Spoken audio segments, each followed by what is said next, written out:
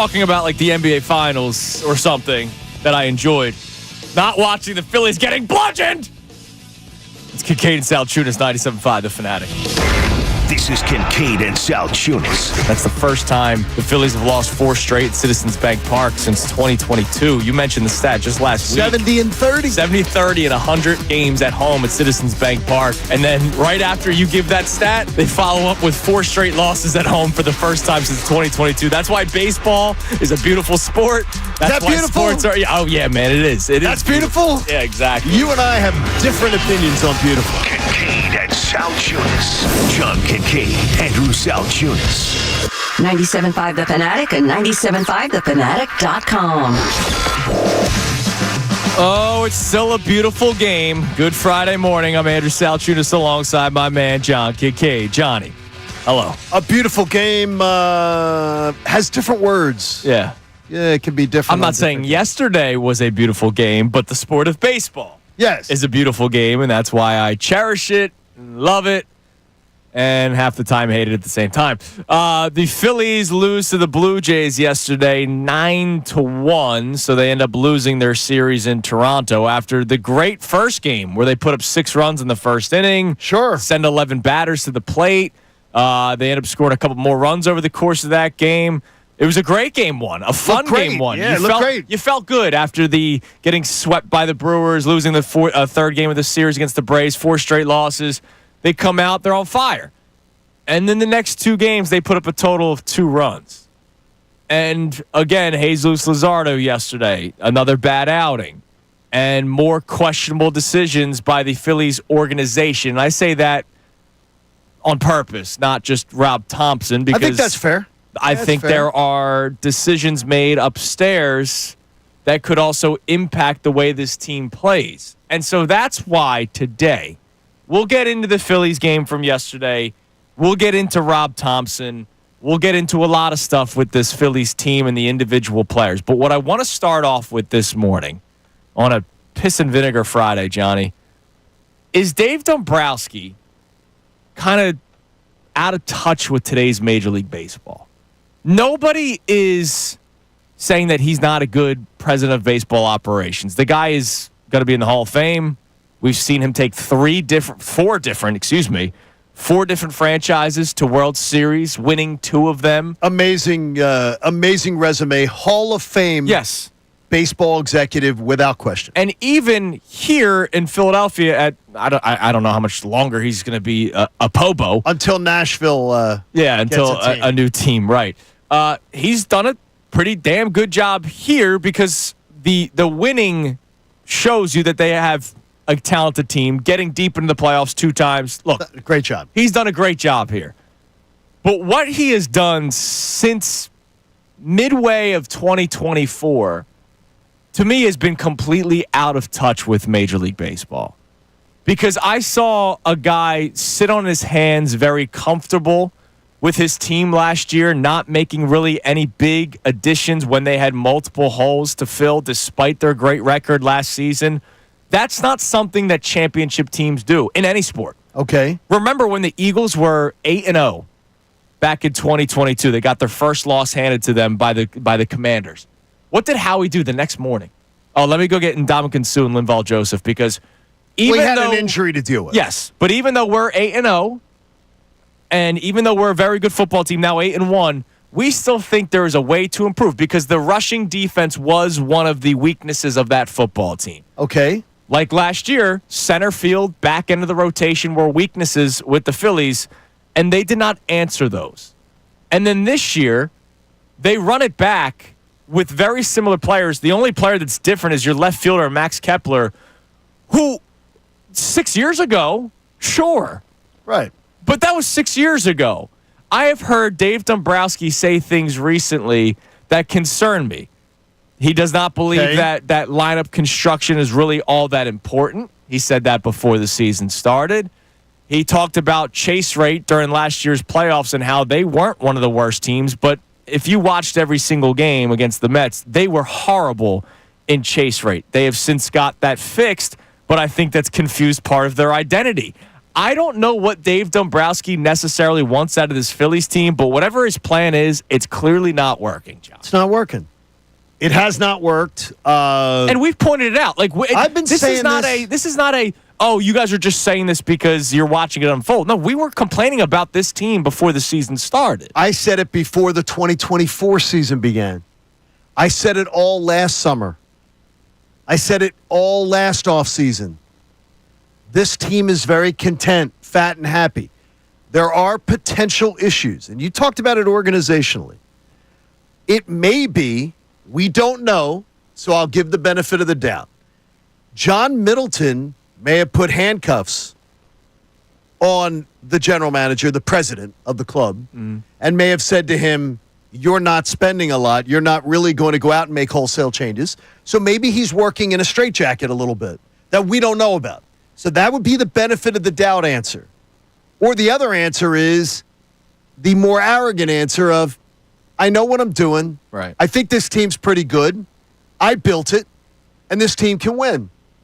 I hope that it's not the second answer, but it probably is a meeting of the two somewhere along the convergence. Yeah, like, look, they weren't going to get Juan Soto, right? No, like, they weren't going to spend. Yeah. Like, John Middleton was not going to cut another check for a big-name player like that. Here's what I don't understand, though.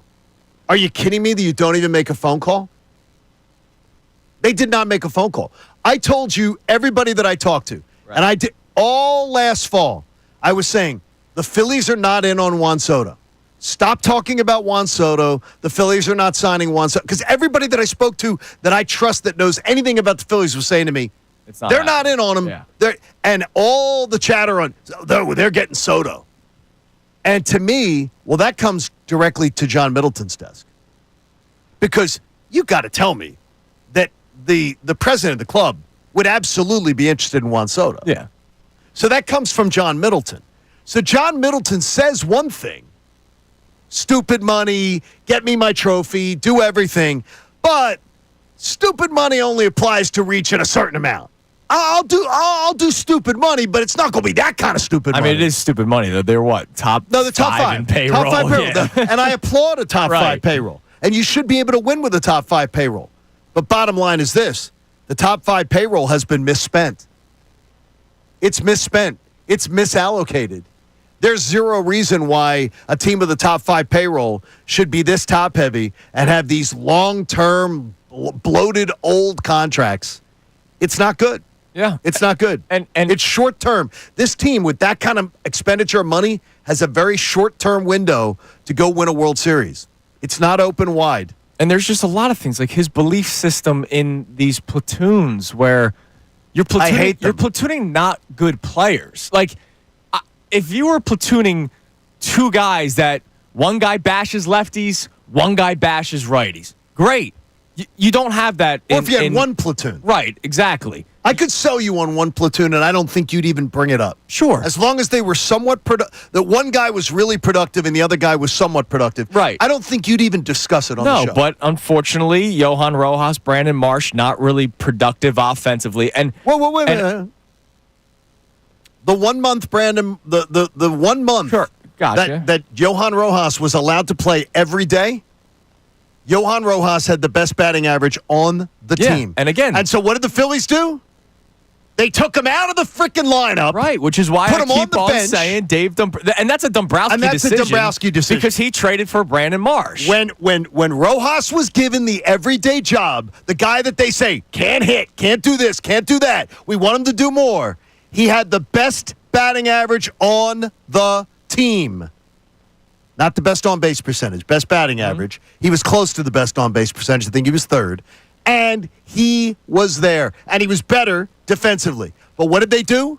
They stuck Captain Caveman back in center field and said, we are going to make the Logan O'Hoppe trade. We are going to justify it until the cows come home. Yeah. And that is on Dave Dombrowski. That is not on the manager. That's not on the manager. That comes from upstairs. And then I get, like, everybody wants to first say, well, the big-name players have to do more. And I agree with you. And they do. But when you're 7, 8, 9 hole hitters yesterday. Oh, my gosh. Kepler's hitting 214. Marsh's hitting 215. And Rafael Marchand, who's only in because of Real Muto's injury, is hitting 132. That's going to kill you. That's almost 9 guaranteed outs. Oh, when you only And get, Real Muto's killed you you only get almost. 27 of them. And Real Muto's killed you almost all year. Yeah, he's been 226 this He's year, been yeah. miserable this year, and Marshawn has not been an answer, which may cause a problem moving forward. So I want to start with Dave Dombrowski. Is he almost out of touch right now with today's baseball? It's funny. I got a tweet from our man Joe the Cynic, who had a very similar thought last night. Joe's thoughts can sometimes be dark. And, well, and sometimes be right on, by he's the in way. line right now. And so I have a question. Does this team have an identity that they're trying to be when it comes to style of play? Are they confused right now? It's Kincade and Salciunas, 97.5 The Fanatic. Hey everybody, it's Bill Karulo, host of the new afternoon show Unfiltered with Ricky Bo and Bill.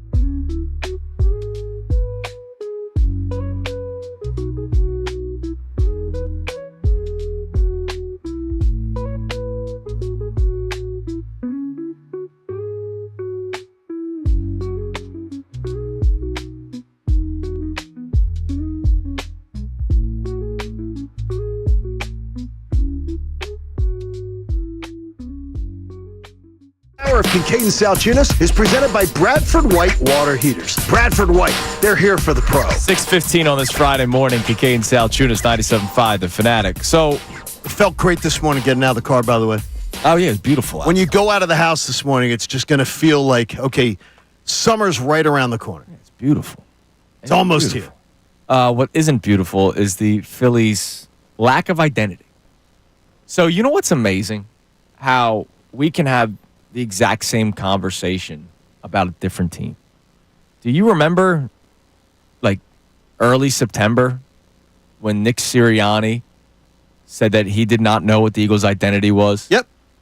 And I lost my you-know-what because it's not hard to figure out what the Eagles' identity should have been last year from the start, that they have the best running back in football, or one of, the best offensive line in football, and a quarterback that was struggling at the time to make his throws. And he was. And you had a physical defense. So physicality and a ground and pound style of play was their identity, should have been their identity from the start, and thankfully the offensive line spoke, and good for Nick Sirianni for listening. I wonder what that conversation is today with the Phillies, if they were to have it. Because they have this lineup where it's supposed to be like the bashers, right? Harper, Sure. Castellanos, Kyle Schwarber, Turner back in the day.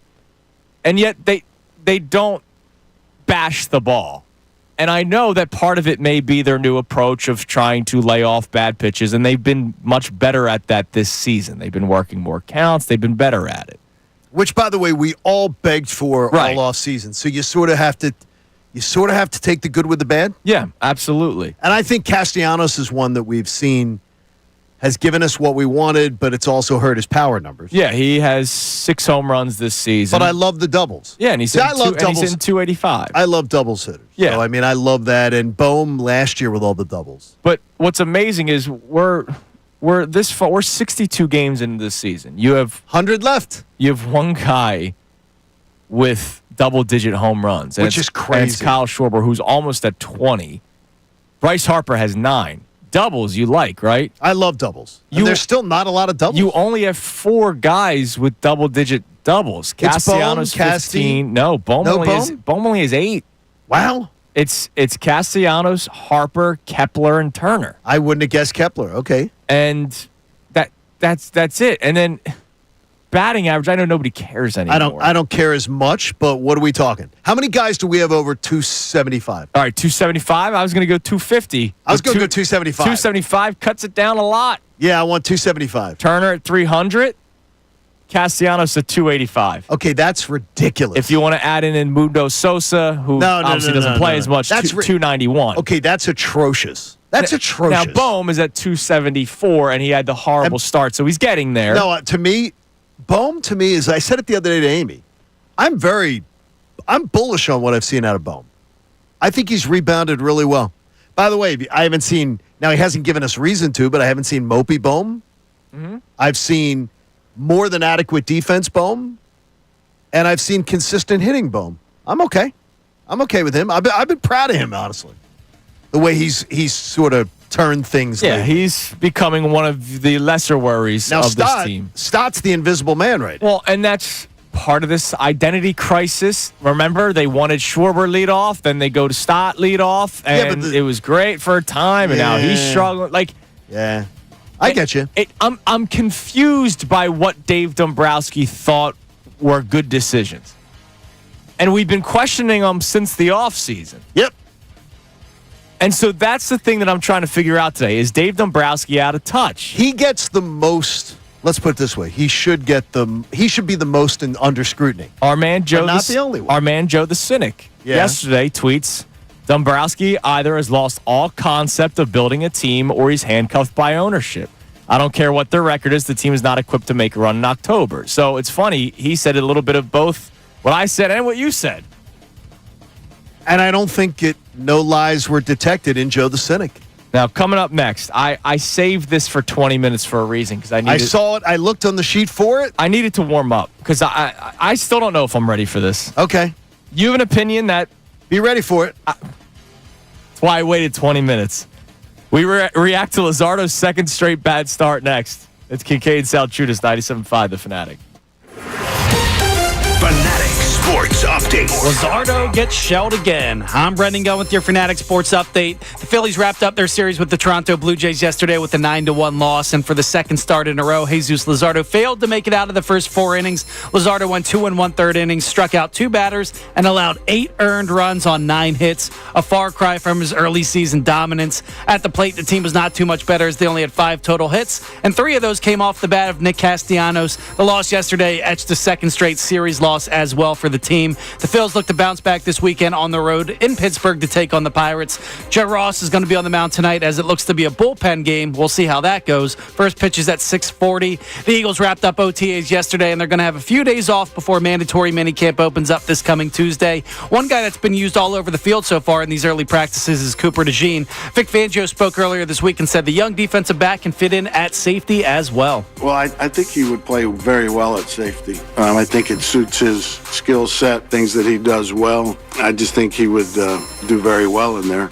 We'll continue to keep you updated on all things Eagles as the offseason progresses right here on The Fanatic. This update was also brought to you by Philly Sports Trips. Join John Kincade and Andrew Salciunas for the ultimate Philly sports trip to Tampa, September 26th through 29th. Flights, beachfront hotel, game tickets, pep rallies, and a meet and greet with Eagles legends. Book now at phillysportstrips.com. I'm Brendan Gunn on the home of the NBA Finals, 97.5 The Fanatic and 97.5thefanatic.com.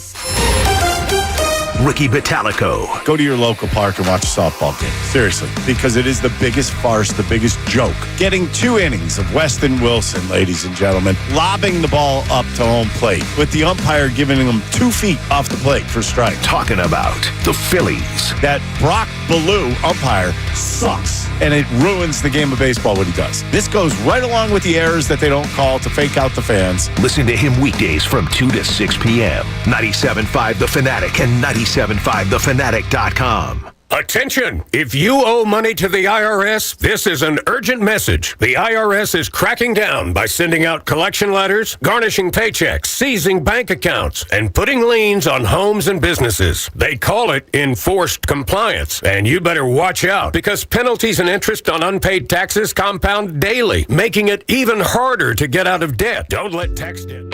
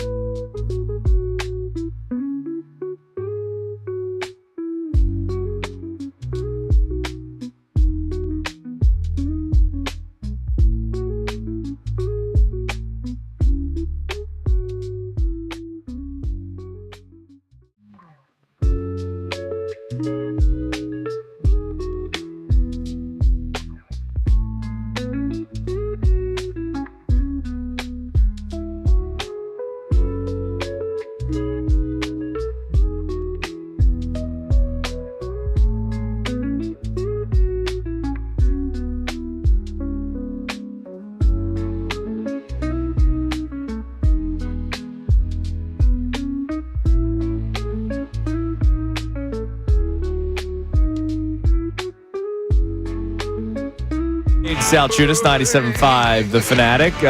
Appreciate everybody for listening or watching on YouTube. If you were watching on YouTube during the commercial break, you saw Brendan Gunn have a heart attack. When, Brendan got a little scared there. When John Kincade trying to eat my muffin in peace. Jumped from under the table to scare him. You guys in your office hijinks. You get a little jump scared from time to time. It's 6:24 in the morning. And he's just eating his blueberry muffin, man. Trying to turn into Violet over here in peace. Trying to float away. By the way, speaking of YouTube, I love that our chat is always part of the show. And I just want to address Chip, who said, weren't these guys yelling at everyone for worrying about the Phillies all week?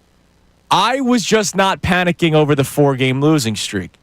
But once more, and I get it, people can't listen to every minute of a 4-hour show every day. This lineup and the construction of it and the running it back and the blowing up the bullpen has been something we've been talking about since spring training.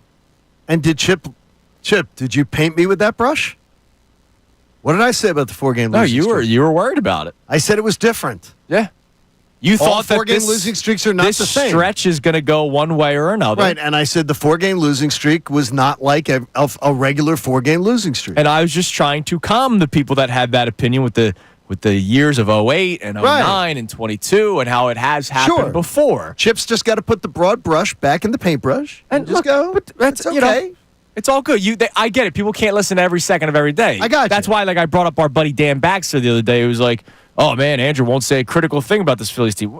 I've been ripping Dave Dombrowski since spring training, right? For what they decided to do. Now, Dave Dombrowski to the side for a couple of moments here. We'll get our text messages here later on in the hour as well. I gave you until 6 o'clock. I gave you until 6:27. To not have this opinion.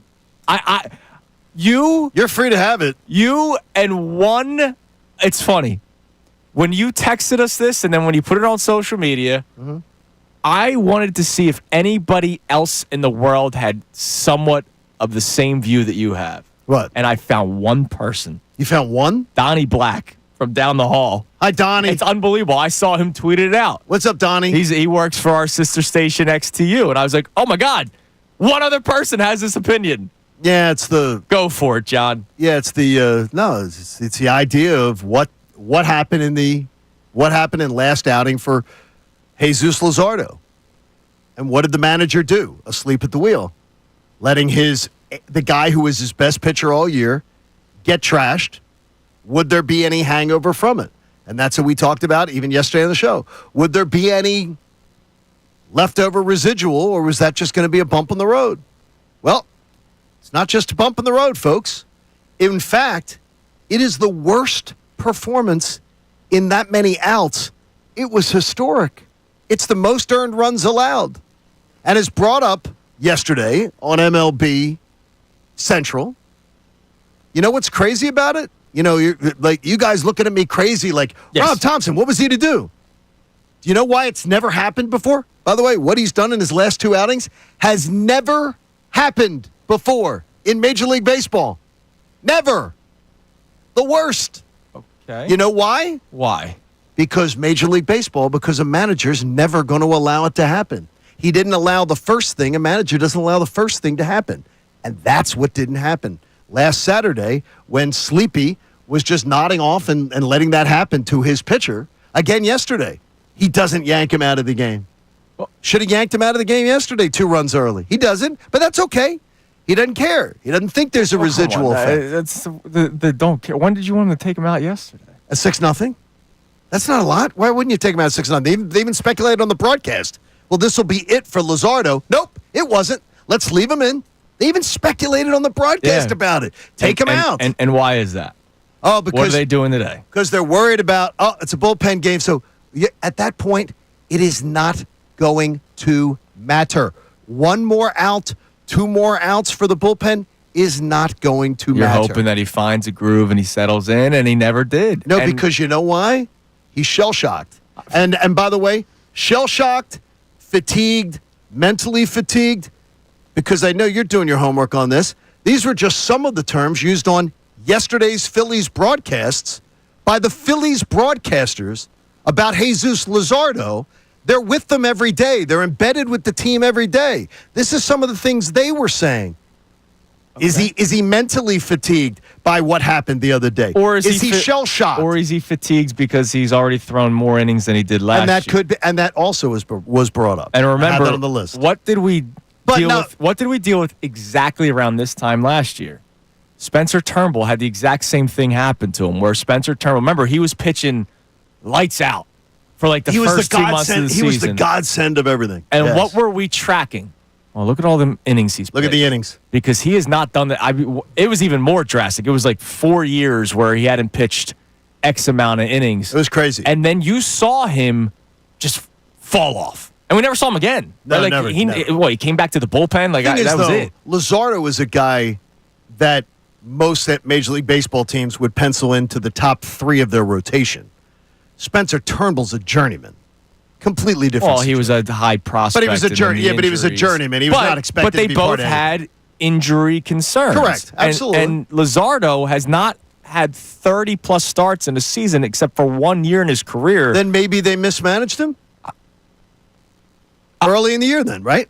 All I know is earlier in the year, you were upset when they pulled him out too early. Of one game, yes. So then, is that a Rob Thompson? Is that Dave Dombrowski? No, I think as far as the plan for Jesus Luzardo, when you left him in games to pitch, I think 101 pitches, 103 pitches, or whatever it was that mismanagement by the manager. If you're telling me now that all those innings, that's the reason, that could be the reason. It could be. Then maybe we don't know. We don't know the reason. And you may be right. I don't believe the shell shocked thing. Okay. I don't believe that Rob Thompson's decision on May 31st impacted June 5th. Okay. You know what?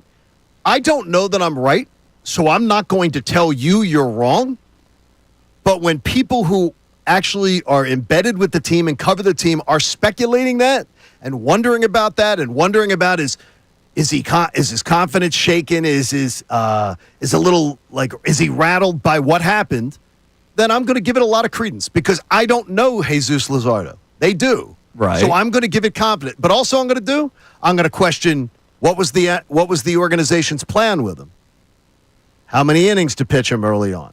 What did the manager do when confronted with situations? Did he do the right things along the way? Because I'm going to tell you right now, as a strategist, I don't trust Rob Thompson. And I've said it before. Rob Thompson is not a bad manager. I think he's an above-average manager because there's a lot of things that he does really, really well.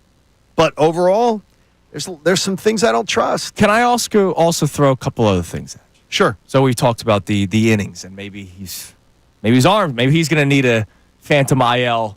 Hopefully not, stint. but he may. Yeah, it might come at a good time, by the way. I like Luzardo, right? So this is not me bad-mouthing the guy at all. Sure.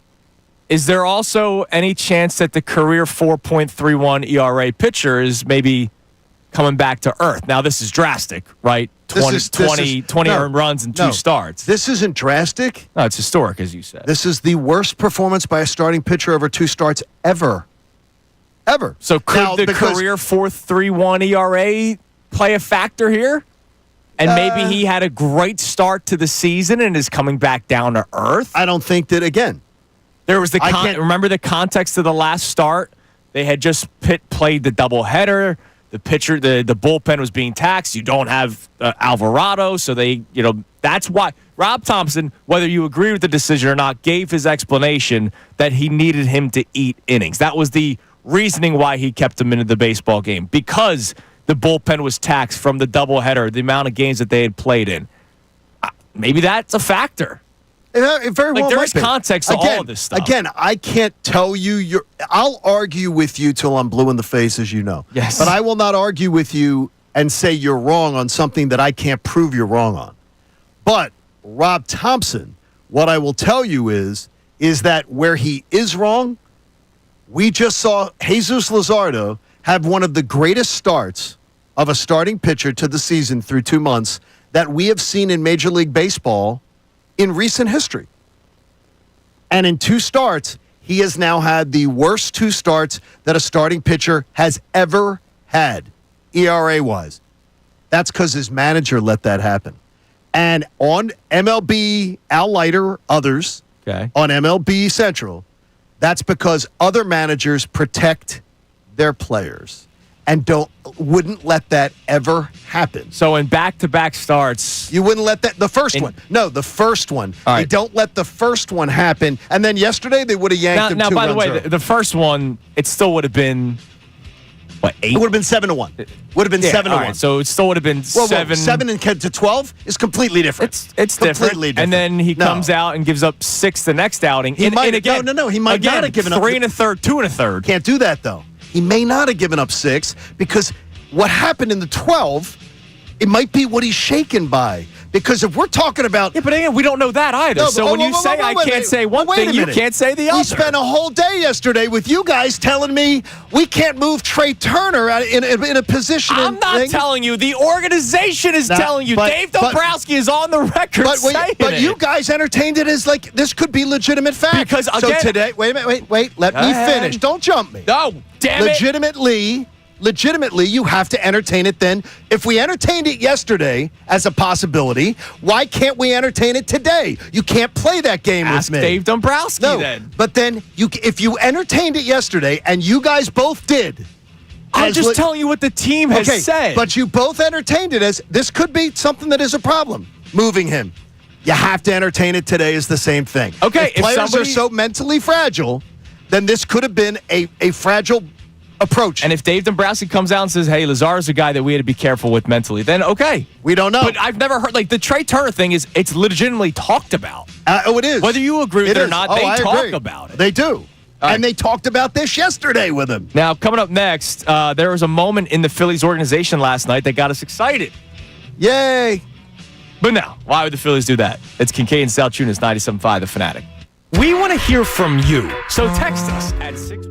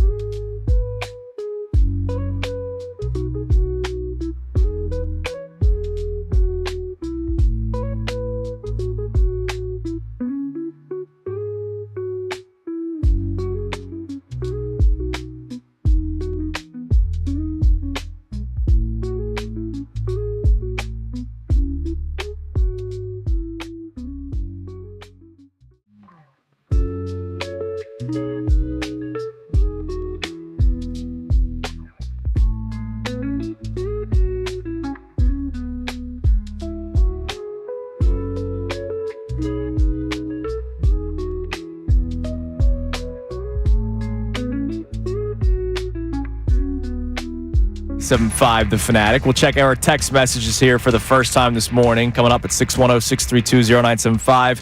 Is Dave Dombrowski out of touch right now in Major League Baseball? And how much blame do you put on Rob Thompson for the second Luzardo meltdown? By the way, just to make it clear, because someone's asking me here on social media, Rob Thompson is also being dealt, where I said handcuffed earlier, that maybe Dombrowski was handcuffed this offseason as far as what the owner told him he could do. Mm-hmm. Rob Thompson's handcuffed also. Yeah, with roster construction. Brandon Marsh. Right, exactly. But the thing is, and I don't believe in a million years that Rob Thompson is saying, yeah, you know what? I want to put Brandon Marsh out there every day. I think they're trying to get the final decision made on Brandon Marsh, and it's hurting the team. Brandon Marsh is not a good Major League Baseball player. Is he a Major League Baseball player? Yes. But is he a guy that should be a starter on a team that has World Series expectations? I'm sorry. He's going to be a guy that will be in the league for probably, he's already been in the league since 2021. He'll make the 10-year. He's going to make a 10-year career. He'll make a 10-year career. And good for you. Like, that is that. No, nobody. It's awesome. We're not against him, but I'm against him being a everyday player for this team by far. By the way, third straight year. Like, they triple down on this. He's not good defensively. No. In fact, he's terrible. And he's terrible offensively. In fact, his defense. Here's what's weird though: is his defense has regressed. Yeah. He's worse defensively than he was. He has no instincts. It's like he doesn't trust himself. That ball again in the left center in game 2 of this series. Like, so many center fielders get to that ball. The part that how about one that's sitting on the bench? Oh, yes, he gets to that ball. I'm telling you, one part of this season that I'm not going to forgive. They've told Johan Rojas, here's what we want you to do. Here's what we want you to work on during the offseason. He's the MVP of a very competitive winter league, one of the best winter leagues in the world. He's the MVP of it. He goes and works on all those things. They still don't let him be the number one guy coming out. Then they finally have to do it. And when he plays every day, played well. Johan Rojas goes out there and is the best batting average on the team. And what do they still do?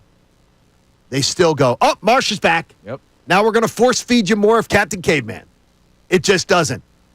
Or ZZ Flop. It just is. It's so disappointing. Because I really feel like they're making decisions as an organization that don't have anything to do with trying to win. Now, speaking of decisions, last night was a bit of an exciting couple of minutes. Exciting whites? No. Justin Crawford, who was 3 for 3 in last night's Iron Pigs game. What was his batting average up to? I think 340, I think. I think he's around 340. I think he got to 340 when he hit last night. And, and by the way, the splits, great. Yeah. Lefty-righty splits, fantastic. And so he got pulled from the game. Pinch hit. And everybody's going, uh-oh, here it comes. What's this? Here it comes. And then minutes later, they quickly get to certain members of the media like Jeff Kerr, like, oh, wait, we got to get this out real quick, that he was trying to stretch out his quad, and so they took him out for precautionary reasons. Just a precaution. And you know what? I should have known that. Because why would they call up a young player? Why would they call up a player that isn't 25 years old? He's not a young player by Philly standards. He's a baby by Philly standards. They're waiting for Justin Crawford to get married and for his wife to pop out 2 kids. Yeah. Once he gets that going, when he establishes his 401k, that's when they'll call him up. That's when he's going to, He can't rent a car yet in case, let's say, travel issues. Correct. And he needs to rent a car. He can't do that yet. He's only 21. And they're looking for him to get a little bit of the dad bod going. They don't want him having – the Phillies don't want to bring up people that have abs. Yeah. They want dad bod. It's confusing to me. Like, I can't imagine it. And this is part of the is Dave Dombrowski out of touch in baseball? And I kind of saved it to get to this point. His refusal to call up younger players, where if you look across Major League Baseball, the top teams are doing it. He's always been about veterans, though. You know that. Yeah, but here's the thing. We have found this out.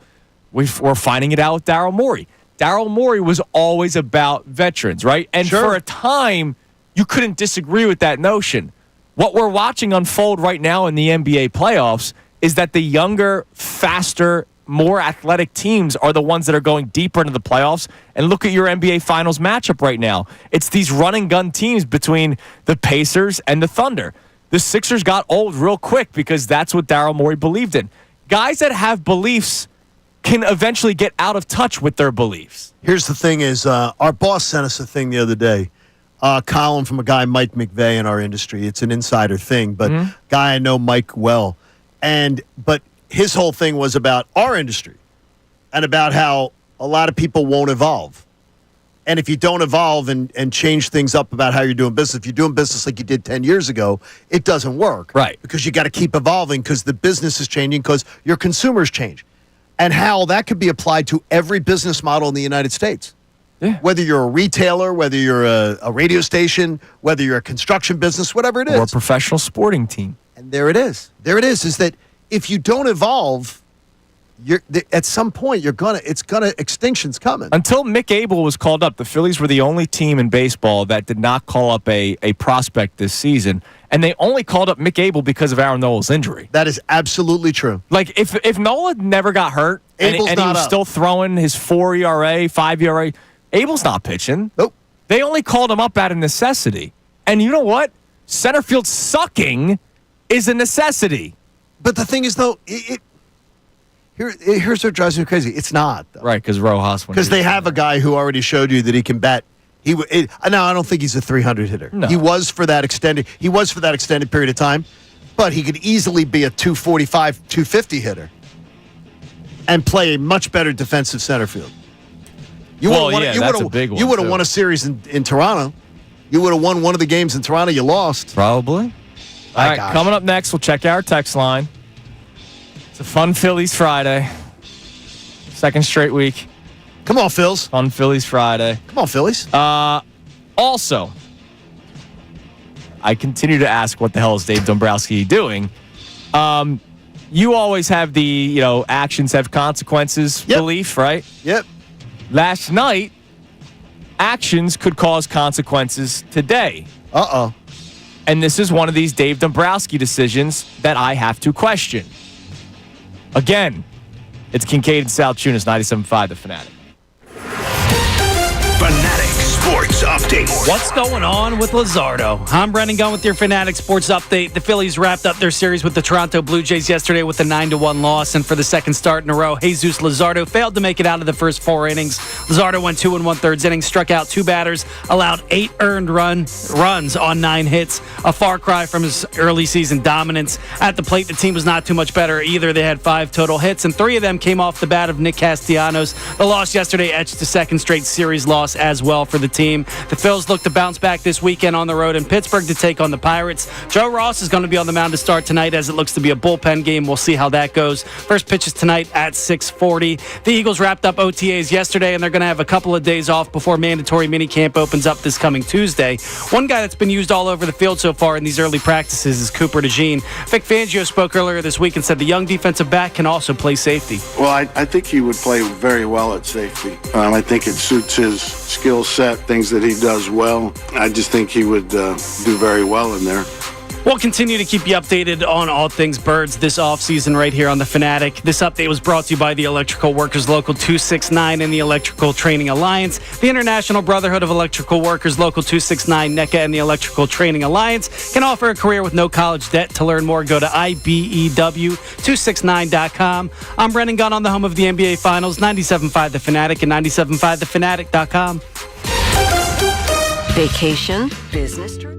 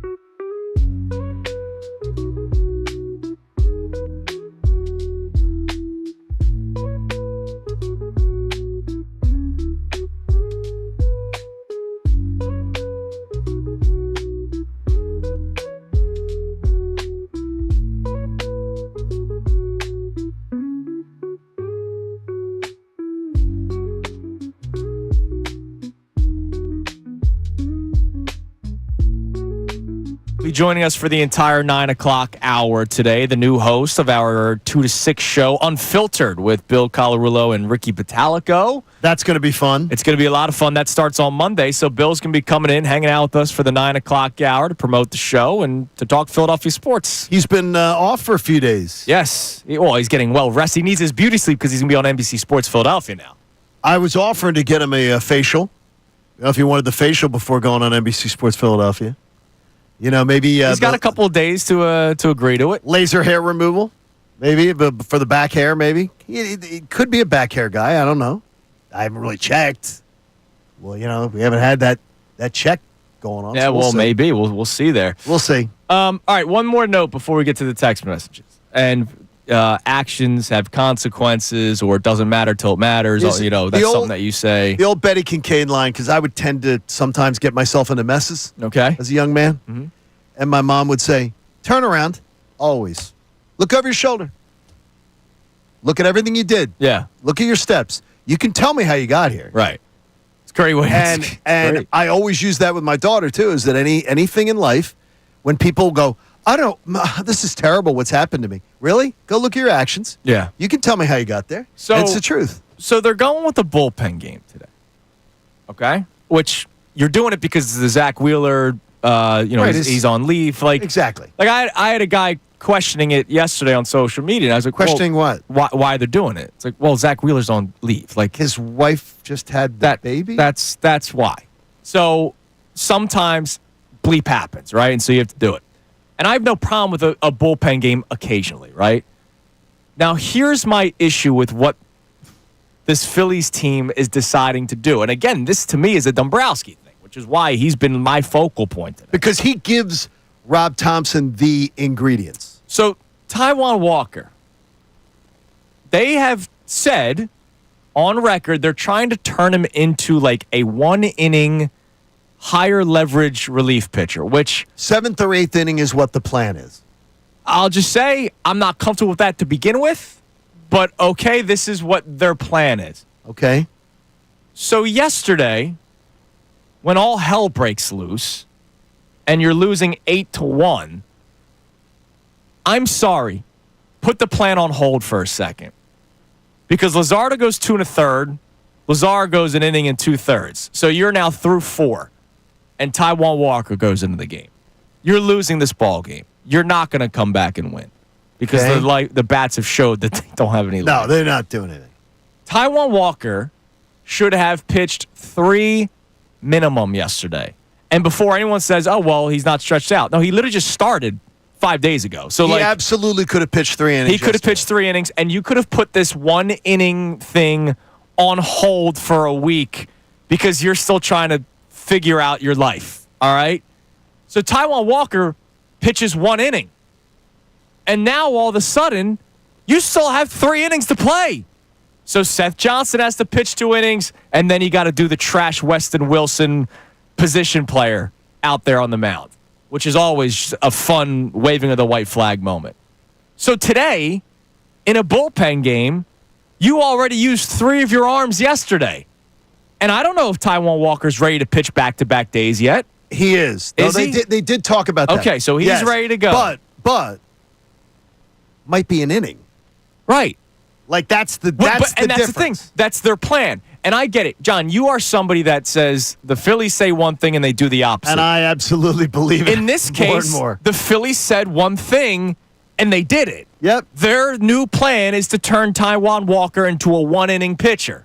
Correct. Yesterday, that should not have happened because that could impact today's game. Correct. And that's the problem. He could have gone longer yesterday. Period. There was no reason for yesterday to be the first day where he's Mariano Rivera. He could have gone All right, longer. yesterday you go, all right, I know this is our plan moving forward, but today, Taiwan, we need you to go 3 innings. And I don't think Taiwan Walker would have said, no can do. Like, he's never ran away from that. No, because he wants to He'll take the ball. And he would rather be a starter, and he's made that clear. Like, Yeah. he doesn't believe that he is a reliever, but he has been a loyal soldier right now because I think he realizes he hasn't done the things Right. that need to be done either. So now, like Strom will go, Kerkering will go. Like, you're going to use some of your better bullpen arms today, but I don't know how Taiwan Walker could not have gone 3 yesterday. And then you put Weston Wilson out there. Save Seth Johnson for today, a guy that can go multiple innings. In a day where they knew today was a bullpen game, right? Like, this was announced earlier in the week that today was going to be a bullpen game. So you need to also plan the day before accordingly. And they did not do that yesterday. And that's what confuses me. And that's where I think Dave Dombrowski is just missing every decision he's making right now. And again, this sounds like something we should be complaining about the manager for. These are the ingredients that the chef is being given. Yeah. This is not a Rob Thompson. Yeah, Rob Thompson didn't decide that he wants Walker to be a one-inning guy. No, Rob Thompson's not getting the blame on this one. Not at all. So that's it. He doesn't get it. That's a short-sighted decision. I don't understand what they're doing. I truly don't, but makes no sense. It's been a very frustrating year. You're listening to 97.5 The Fanatic, WPEN, WPN, HD1, Burlington, Philadelphia, BZ Media Group Station, broadcasting live from the Comcast Business Studio, powering possibilities. All right, what do we have on the text line? You can text the show at 610-632-0975. You can call as well. Obviously, the first hour has been a lot about the Phillies. The majority of the show today will be about the Phillies, but we'll mix in some fun Eagles stuff. And obviously, there's been the NBA Finals tipped off yesterday, so we'll tie the Sixers into it. Well, what do we have so far on this wonderful Phillies team that we get to react to this morning? Yeah, we got C in Bucks County checking in, tying the Sixers in a little bit with the Phillies. Says Dombrowski reminds me of Daryl Morey. Both guys are out of touch with the modern game of their respective sports. Morey is obsessed with stacking stars and having a big three with a weak supporting cast. And Dombrowski is obsessed with platooning multiple positions and declaring the batting order does not matter. Because that worked like 5-6 years ago. It worked when he was the GM of other teams. It also worked when platoon players were legitimate platoon players and not just two bad players, right? Like, again, you're right. Rojas, when he got the opportunity, showed that he could do it. But I don't think Johan Rojas is fit to play one day and then sit 2 days and then play another day. Like, I think he's a guy that needs to have consistent reps. So you're platooning two guys that just one has to be a starter or the other has to be a starter, and it shouldn't be Brandon Marsh. That's my answer, right? Because I don't think Brandon Marsh is cut out for this. And so Dombrowski and the Daryl Morey comp is spot on. Because Daryl Morey finally realized after this season came to an end, wow, we need to get younger. Like, duh. I can't believe it took you this long to realize that. And Dave Dombrowski... A good Adele. I mean, a duh is great. Adele. A good duh is always good. Dave Dombrowski eventually will realize, oh man, maybe I shouldn't have blown up my bullpen. Like, it just, the decisions that they're making make no sense to me. I'm hoping that it's not. And these are two respected guys in their walks of life. Daryl Morey is still respected in the NBA. Dave Dombrowski is tremendously respected in Major League Baseball. As they both should be. But they're making decisions right now that us radio losers are saying that's not a good idea. That's not a good idea. Why are you looking at me when you say that? I said us. That's not a good. That shouldn't be the decision. No, you probably shouldn't sign a guy who finally was healthy during a contract year. And I could say that about both Paul George and Max Kepler. Like, both these guys fell for traps. They both fell for traps. Did they have to fall for traps? No. Okay, did they or did they not? I heard from Sixers fans, not necessarily from you two, but I had the idea of being told people that, well, they had to sign Paul George because they had to have the max slot. So he was in a no-win situation. He had to do it. Do you agree that? No, I think you could have gotten creative and made trades. I mean, I've been the white whale for me, even though I know within the Sixers organization. I think he was enamored with him. Just like he was enamored with James Harden. Paul George, you're saying? Yes. The issue is Daryl Morey and the Sixers backed themselves into that corner last offseason because they told you for 3 years in a row, this is the offseason, this is the offseason, this is the offseason. And then Pascal Siakam gets traded for by the Pacers. They lock him up. The Knicks trade for OG Anunoby. They lock him up. Guys they thought would leave didn't. Other teams locked him up. And then you have guys like, again, I know Zach LaVine doesn't scream winner for a lot of people, but he screams fit with this basketball team. And somebody within the Sixers organization looked me dead in the eyes and said, you really think this guy's going to win us anything? I could say the same thing about Paul George. We can absolutely say that about Paul George. And I could say that one guy's younger. Yep. Another guy's older. One guy's healthy. One guy shows up to work. Yeah. One guy's cheaper. No, he's on a pretty big contract. He's on a big contract, but one guy is cheaper. And you would have had to have traded him for him, but it probably wouldn't have cost you all that much because... you know what happened is last offseason got jumped, right? Is that fair? Like, they got jumped. They got beaten to the punch. Yes, by other because teams got aggressive and made the trades early on and said, let's get them in-house and we won't, let them leave. That's what happened. I would say the difference between Morey and Dombrowski, though, is I think Dombrowski's got the stars right for the most part, and the supporting cast is what's killing him. And on the other side, Morey's gotten both wrong. Like the star that he went out and shopped for, wrong. And then the supporting cast. The 40-year-old Eric Gordon, also Reggie wrong. Jackson. Yeah. Like 2 years ago, people were excited over Montrezl Harrell, right? Like it's all old players. Morris. Like it's been all old players. And so, yes, I do believe you're right about the Dombrowski's gotten the stars correct. I mean, you do have a ridiculous rotation, right? You hope that Luzardo comes back to form. You hope that it's not some sort of injury or being shell-shocked or whatever. Like, you hope he comes back to it and your rotation is still deep. But there's just, like, the Kepler signing, I'm sorry to continue to harp on it. It just made no sense to me. You needed a right-handed outfielder, and you bring in a lefty who hasn't had a good season in 6 years. When there were guys available, Santander, 2 years ago, Teoscar Hernandez. Now, Santander, they had no idea, like the Braves didn't, that he was a cheater. Right. No, that's Profar. No, yeah, Profar. Like, I mean, exactly. But there were guys available. There were guys available. Go, Max Kepler. What? Why? Well, they listened to Connor Thomas.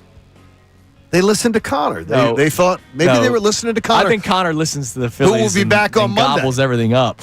All right, coming up next, as we continue to have such a fun day talking about the Phillies, John Kincade has a conspiracy. I want you to hear the conspiracy, and I think you might believe it. Well, here's the thing.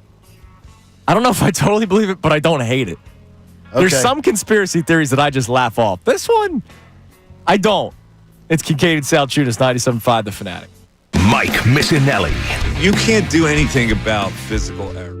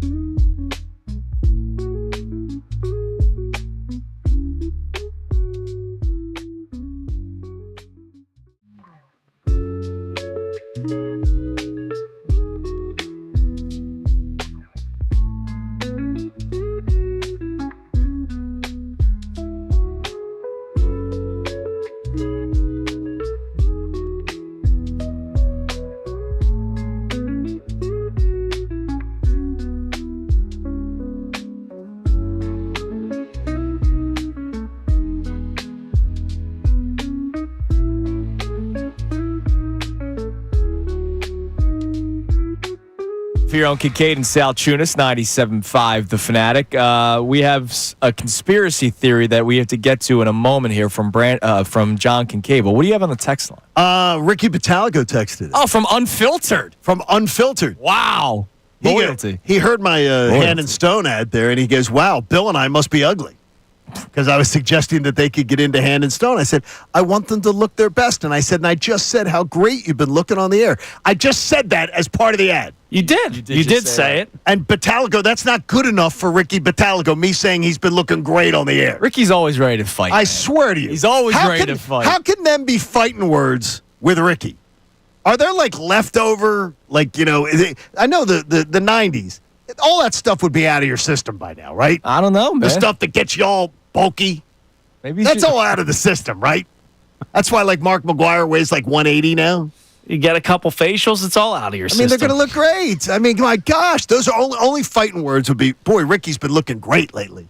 Only those would be fighting words. Hey, don't miss Unfiltered Monday. Yep, and don't miss the 9 o'clock hour today when Bill Karulo joins us. And Ricky can call in if he'd like. Yeah, sure. If he'd like to call in and join that. Got to find out who won their golf match yesterday, man. Yeah, I want to find out about that. You got to find that out. All right, so you have a conspiracy theory. I want you to hear. You're going to think this is crazy. Well, no, I don't. Maybe. Oh, you don't? I don't totally think it's crazy. I thought you would think this was absurd. I'll say this. If this is true, then everybody should be fired. I don't think it's crazy. I purposely did not share this with Gunner because I wanted somebody to hear it cleanly, this little conspiracy. Get their immediate reaction? Uh-huh.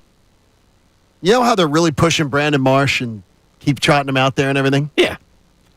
You know what comes up 6 weeks from Sunday? No. Brandon Marsh giveaway day. Oh, the basketball jersey.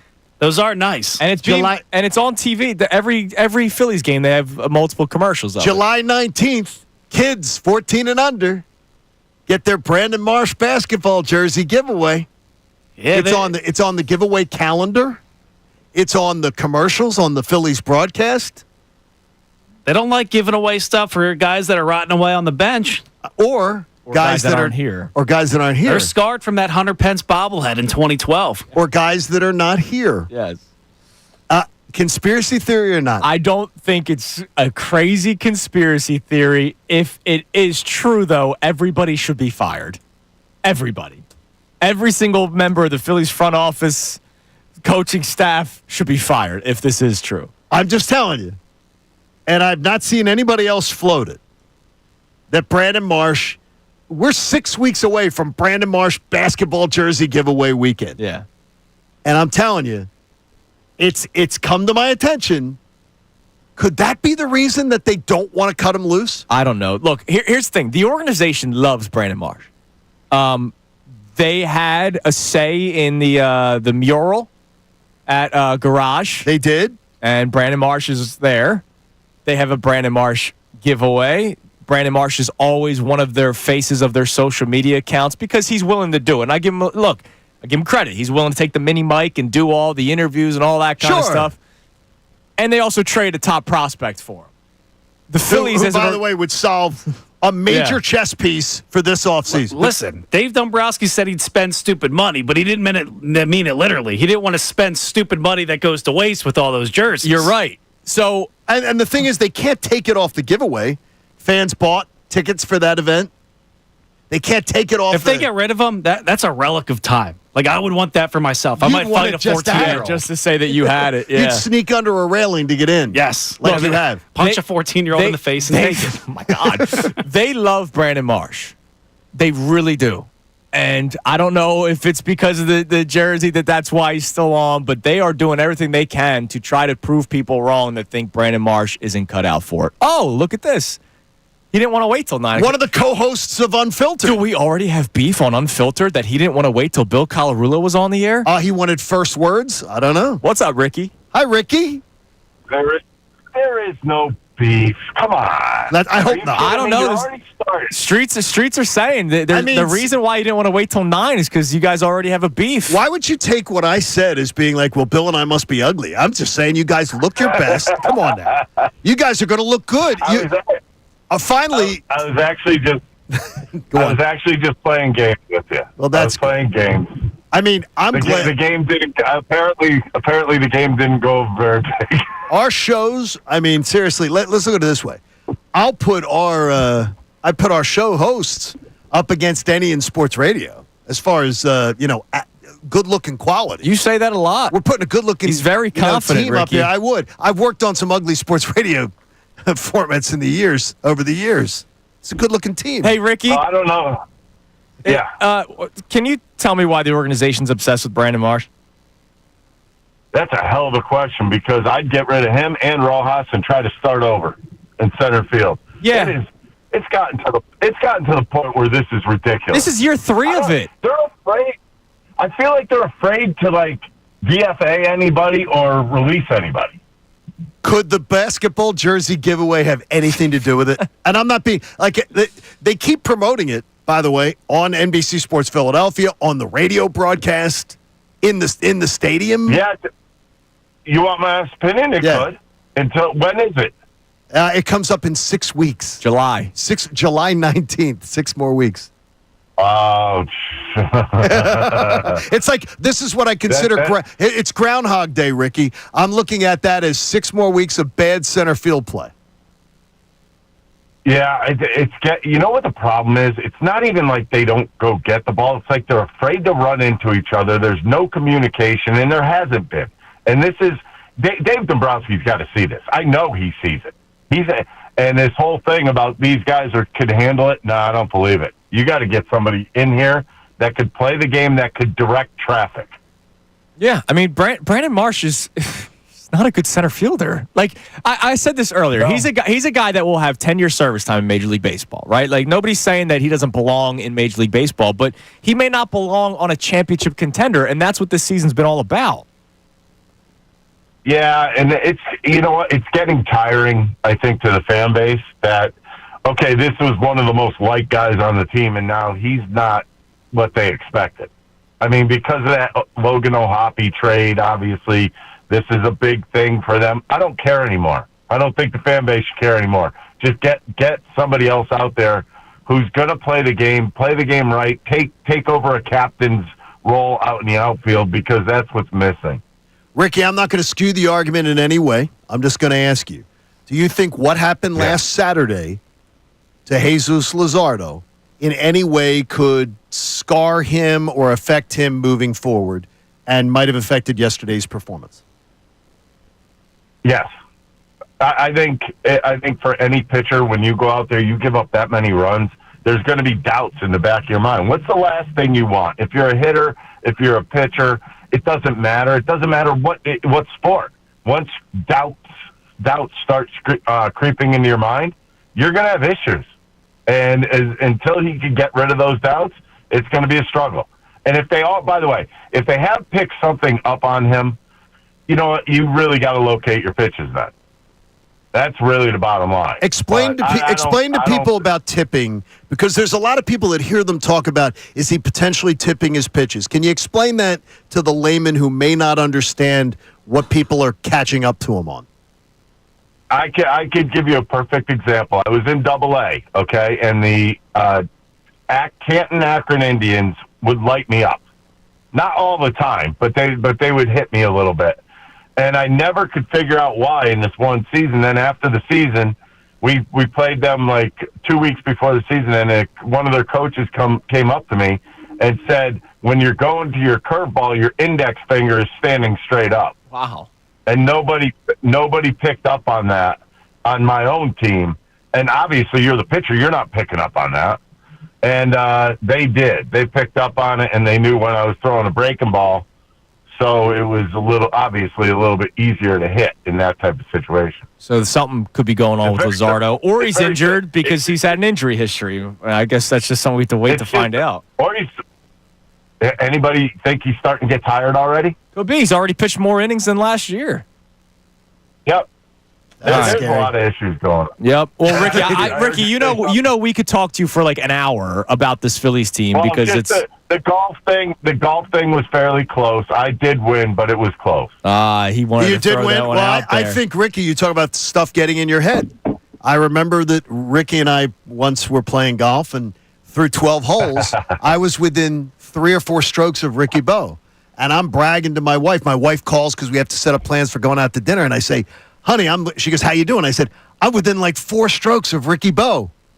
He proceeded to beat me by 16 strokes. Damn right he did. Damn right. All right, Ricky, again, congrats on the new show, man, and we'll be listening next week. Can't wait. See you soon, bud. Looking forward to it. There he is, Ricky Bottalico from Unfiltered with Ricky Bo and Bill Karulo. He took BTA. Yeah, from hole 13 on. It was BTA. Ricky was like, oh, yeah, you think you're close?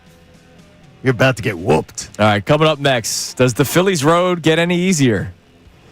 John Kincade points out the dirty dozen. Ooh. Also, a moment on TV that would have set this city on fire.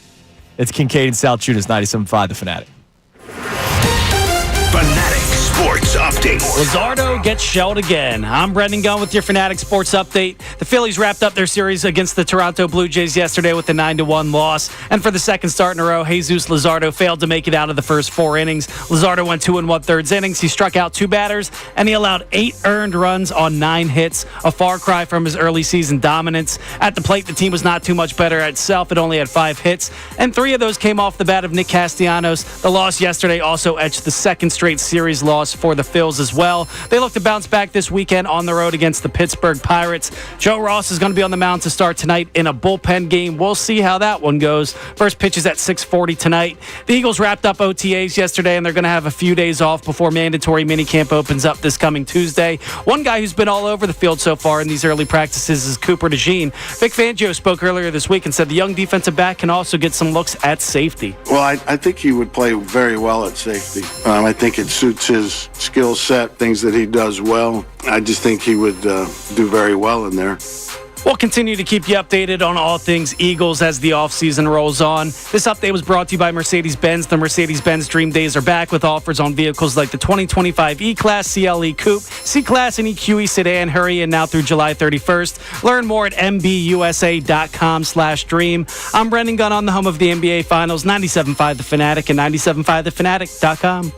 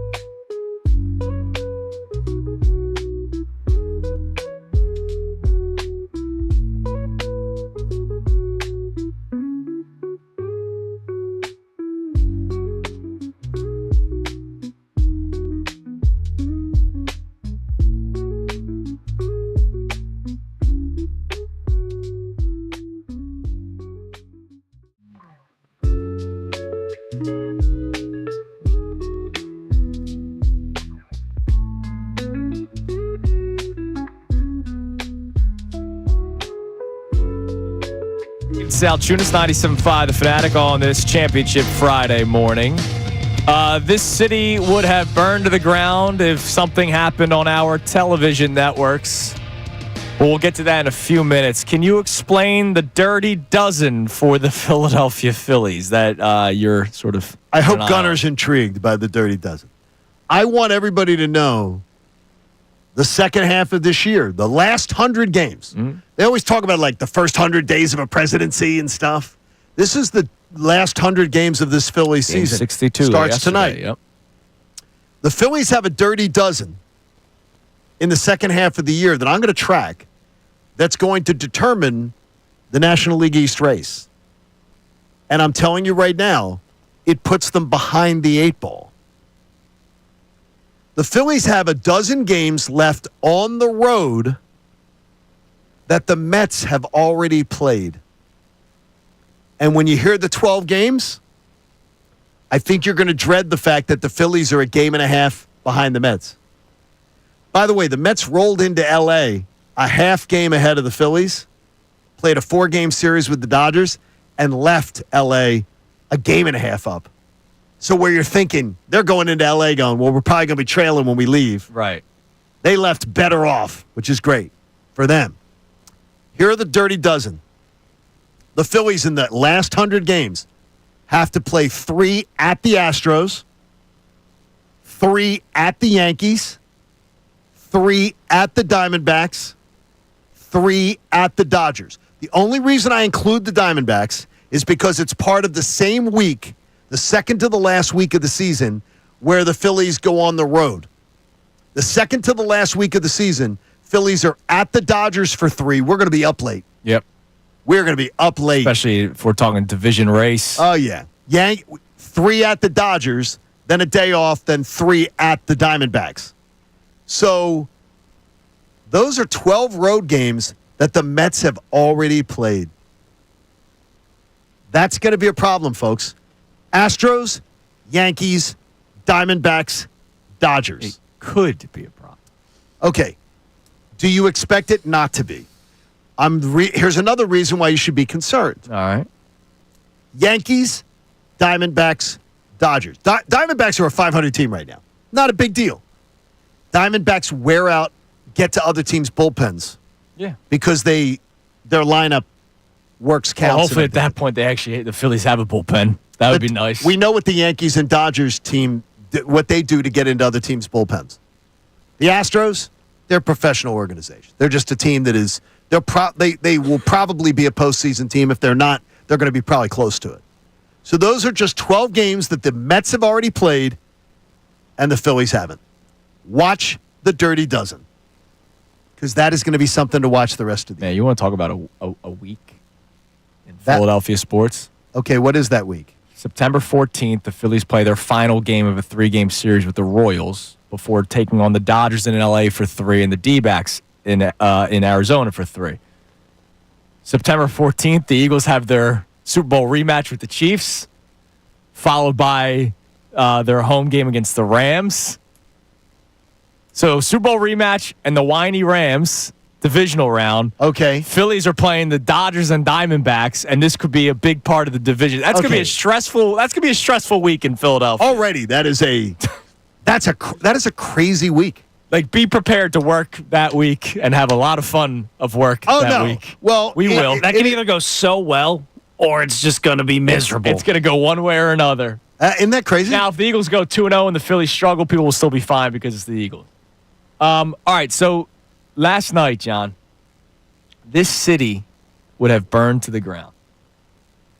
So WPTA is the ABC affiliate in Fort Wayne, Indiana. PTA. WPTA. Not BTA. And, okay, of course, Indiana, a lot of Pacers fans live there. Right. There is a minute and 15 seconds left in the fourth quarter. Oh, no. Thunder up 3. Oh, no. What happened? The clock struck 11. Take a listen. The Thunder clinging to this 3-point lead. SGA the drive inside. Shot blocked. Siakam throws it back. Next on 21 Alive News, the man who was brutally beaten at Pike's Pub last week has come forward. Hear what he wants to have happen now. Also tonight, a big night for Pacer fans as Indiana is in the NBA Finals. We'll show you a local business who has seen a boost from the Yes Sir. Are you kidding me? And there was more. Then they did the weather alert, and something else was going on.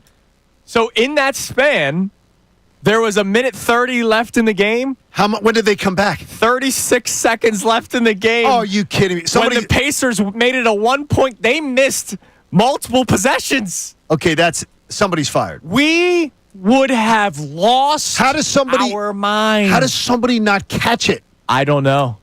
How is someone not paying attention enough that they don't catch that's happening? They wanted to preview the 11 o'clock news when the clock struck 11. Oh, my gosh. Could you imagine Sixers Game 1 NBA Finals, down 3. And they missed 3 possessions. Yeah.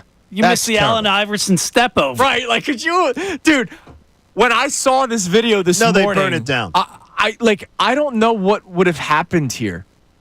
Like, Channel 6, Jim Gardner would have been getting phone calls. No, the thing is, though, I believe somebody at ABC 6 would have been paying attention Probably, yeah. That's why they're the number 1 news now. And they would have gone, are you kidding me? What's going on? The minute it happened. Yeah. They would, that misfired. Somebody's hitting that. Wow, that's terrible. And the irony is one of the things they promoted was a Pacers watch party. Oh, my gosh. And yet they cut out of the Pacers game to do their little 1-minute preview. We would have gone crazy, dude. we'd be going nuts this morning. I never want to hear Indiana's the basketball state ever again. Right, if the if guys that in the happens, newsroom don't know to do that in the middle of the NBA Finals. We would have lost our freaking minds. My gosh. I want to know what happened to the guy that got beaten at the bar. What happened? I didn't even get to hear what happened to the guy that got beaten at the bar. You know what? Find out next. The news director that let that happen, they should be beaten today. I want to hear them getting beaten by the 6 o'clock news tonight. All right, coming up next, we take a break from the Phillies. We need it. We're less than a week from mandatory minicamp with the Eagles. What are we watching for? John has one answer. It's Kincade and Salciunas, 97.5 The Fanatic. Philadelphia Union Soccer. They play short here. Quick Sullivan! Score!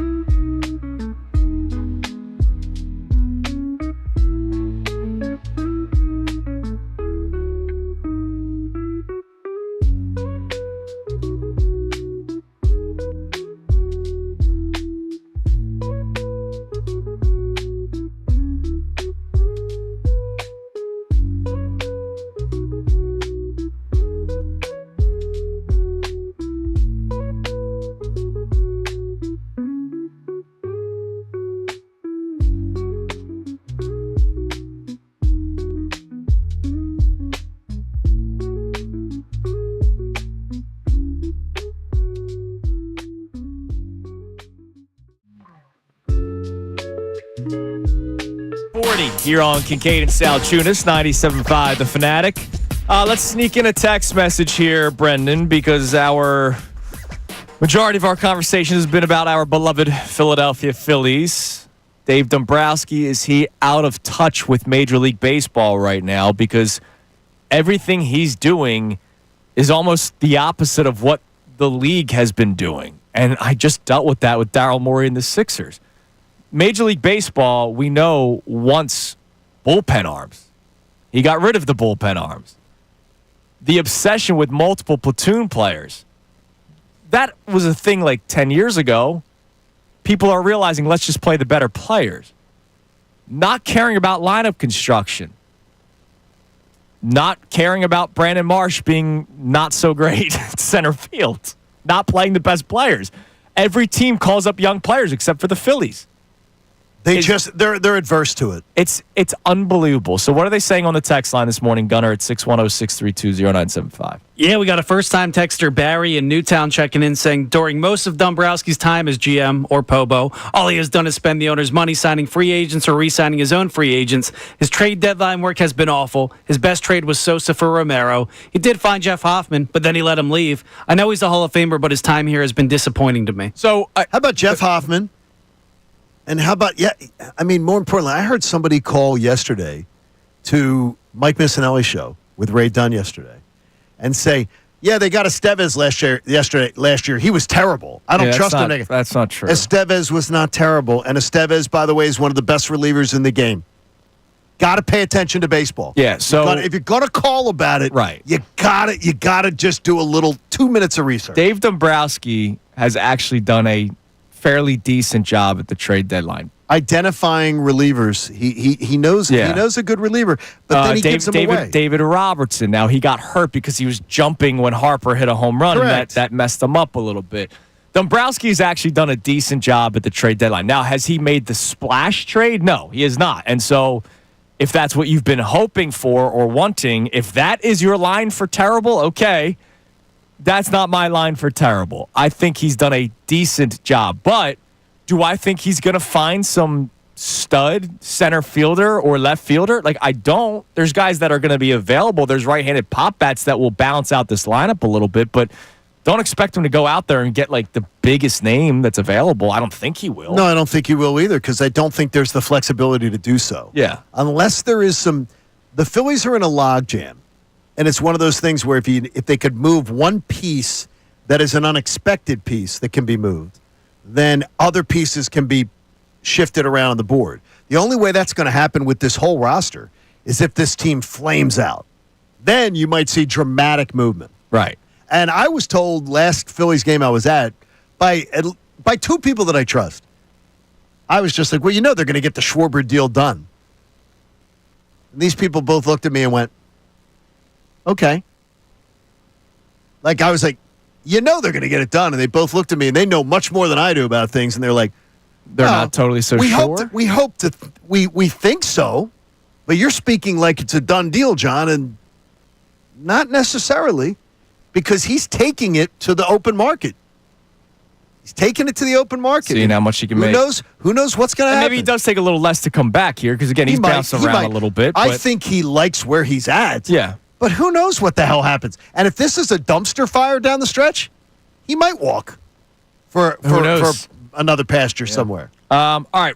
Mandatory minicamps start less than a week from now. No, the it's 10th, Tuesday, right? Yeah, the 10th. It's Tuesday. You have like one eye on something. What do we got? It's all defense. I mean, I love the idea of I like the mandatory minicamp right before they go on summer vacation. So the players get their 6 weeks where they are not obligated at all to show up at NovaCare ever. They don't ever have to show their faces ever. Right. I always love this one because I do put some stock into this one that it's the one where they're starting to get down to some business, setting up stuff for training camp. I only have eyes for the defense because I'm not going to get obsessed with worrying about the offensive coordinator. And I'm going to ask you to hold me to it. Okay. Well, I also don't know what you could get obsessed over. No, as far as because last year, I was hanging on, oh my gosh, look at Jalen Hurts is under center. He's under center in the mandatory minicamp. Yeah. I saw Jalen Hurts under center like 40% of the time, and I'm going, this offense is going to be completely different. Now, he was more under center this past year. He was hardly. But I was expecting Kellen Moore to come in. This offense is going to be dynamic and different and movement and everything. And even when they weren't being so run reliant, it wasn't dynamic. It wasn't that different. And by the way, your offensive coordinator, who was your passing game coordinator, by the way, who was your passing game coordinator last year? Mm-hmm. The passing game was not dynamic. No, it was not. So the guy who you that's just a title, John. The guy who you tossed the keys to, he was the passing game coordinator, so you got to be, I thought the Eagles' passing game was rudimentary last year. And when next time we have our man Andrew DeCecco in, I want to get into that because I keep hearing about that. Well, you got to like that. He was the passing game coordinator. I thought with the embarrassment of riches they had passing, I thought their passing attempt, their passing game was rudimentary. Yeah. It looked like watching old Penn State games. Yeah, it wasn't. Boring as hell. It wasn't great. Yeah, I mean, look, the defense, and plus there's also just more to follow on the defense. Like different stories, and guys you got to learn playing where, is Jihad, or as Vic Fangio calls him, Jihad Campbell. And I'm hoping Vic, by the time camp comes, the Jihad thing goes away. They got to get him and say, Vic, it's Jihad. Now, it's not Jihad.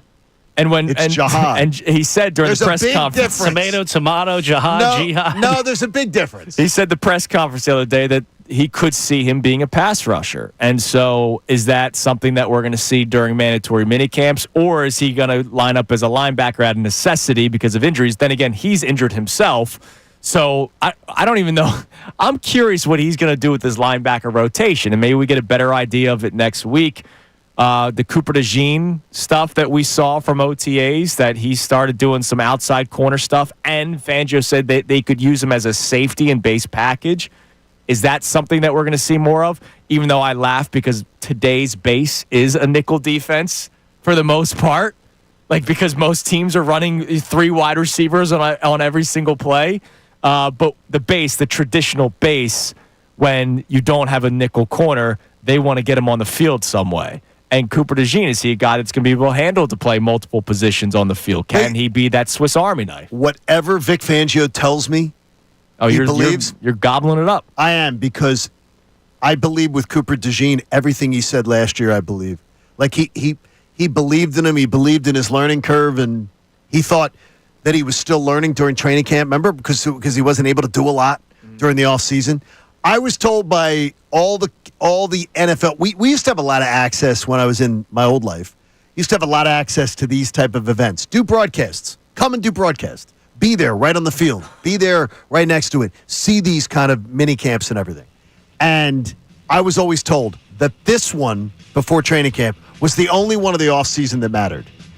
This all hands on deck before training camp was the only one that mattered at all. Mandatory, right? Everybody's there. And it was the implementation of the new off-season plan, and then everybody takes the playbooks with them, and you have 6 weeks, and by the time you come into camp, you're expected to know everything that's going on. You build a bar at back where safety lines up. Cooper DeJean's going to be there. You build a bar outside, he's going to be there too. Inside, you put a pub, he might be there as well. Cooper DeJean likes to bounce around, man.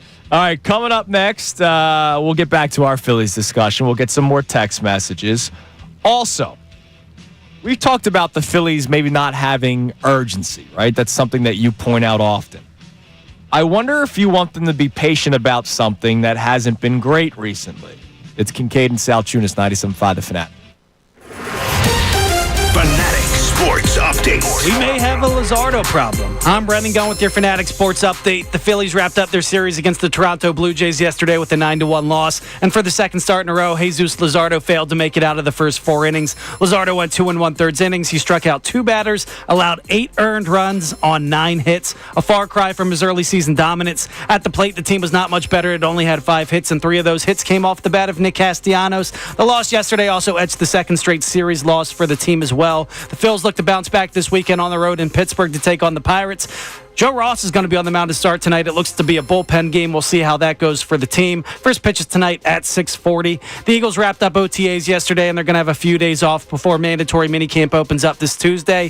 One guy that's been used all over the field so far in the early practices has been Cooper DeJean. Vic Fangio spoke earlier this week and said the young defensive back can also see some snaps at safety. Well, I think he would play very well at safety. I think it suits his skill set, things that he does well. I just think he would do very well in there. We'll continue to keep you updated on all things birds as the offseason progresses right here on The Fanatic. This update was brought to you by Hand & Stone. It's glow time, and you've earned it. Relax and renew at Hand & Stone Massage and Facial Spa. Their facials deliver real results and soothing care. Now's the perfect time to start your Hand & Stone journey. Visit handandstone.com today. I'm Brendan Gunn on the home of the NBA Finals, 97.5 The Fanatic and 97.5thefanatic.com. Hey, everybody, it's Bill Karulo, host of...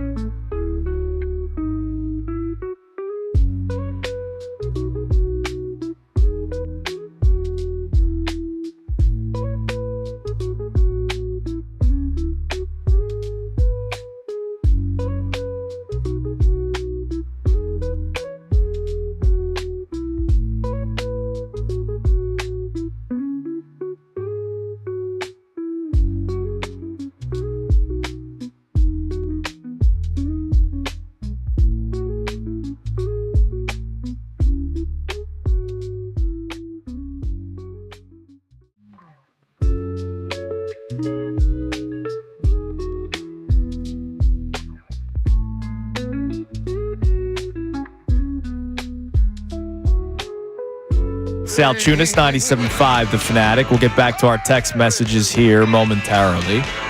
But Johnny, I'm curious. It's okay. You are somebody. Whatever you're into. You are somebody that has ripped the Phillies for showing a lack of urgency. Is that correct? I believe they have no urgency. So I'm curious to see what you think about this or what your thoughts are about it. Bryson Stott has not been good over the last month plus. Despite what you've heard from our own Brendan Gunn, he is not. He's been having a rough stretch. And it's really been since he's been moved up to the leadoff spot. Worked for like a week and a half. Yes. And then it's fizzled out. And obviously when you're batting leadoff, you see pitches differently than when you're batting, 7th or 8th in the order. And he does see a lot of pitches. Yep, he does. And they've been playing him more consistently, even against left-handed pitching, which I'm in favor of. Let this guy play. All right?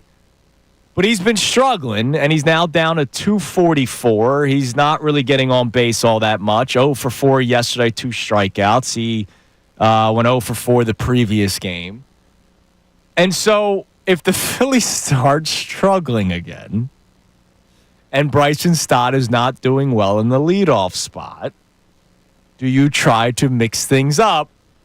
And I wonder if they ever get back to old reliable, which is something that I don't want to see happen. But if we're talking about urgency, okay, do they make a change at the leadoff spot where it's either Schwarber at times, or do they go full-time Turner leadoff spot regardless of the arm on the mound, left or right?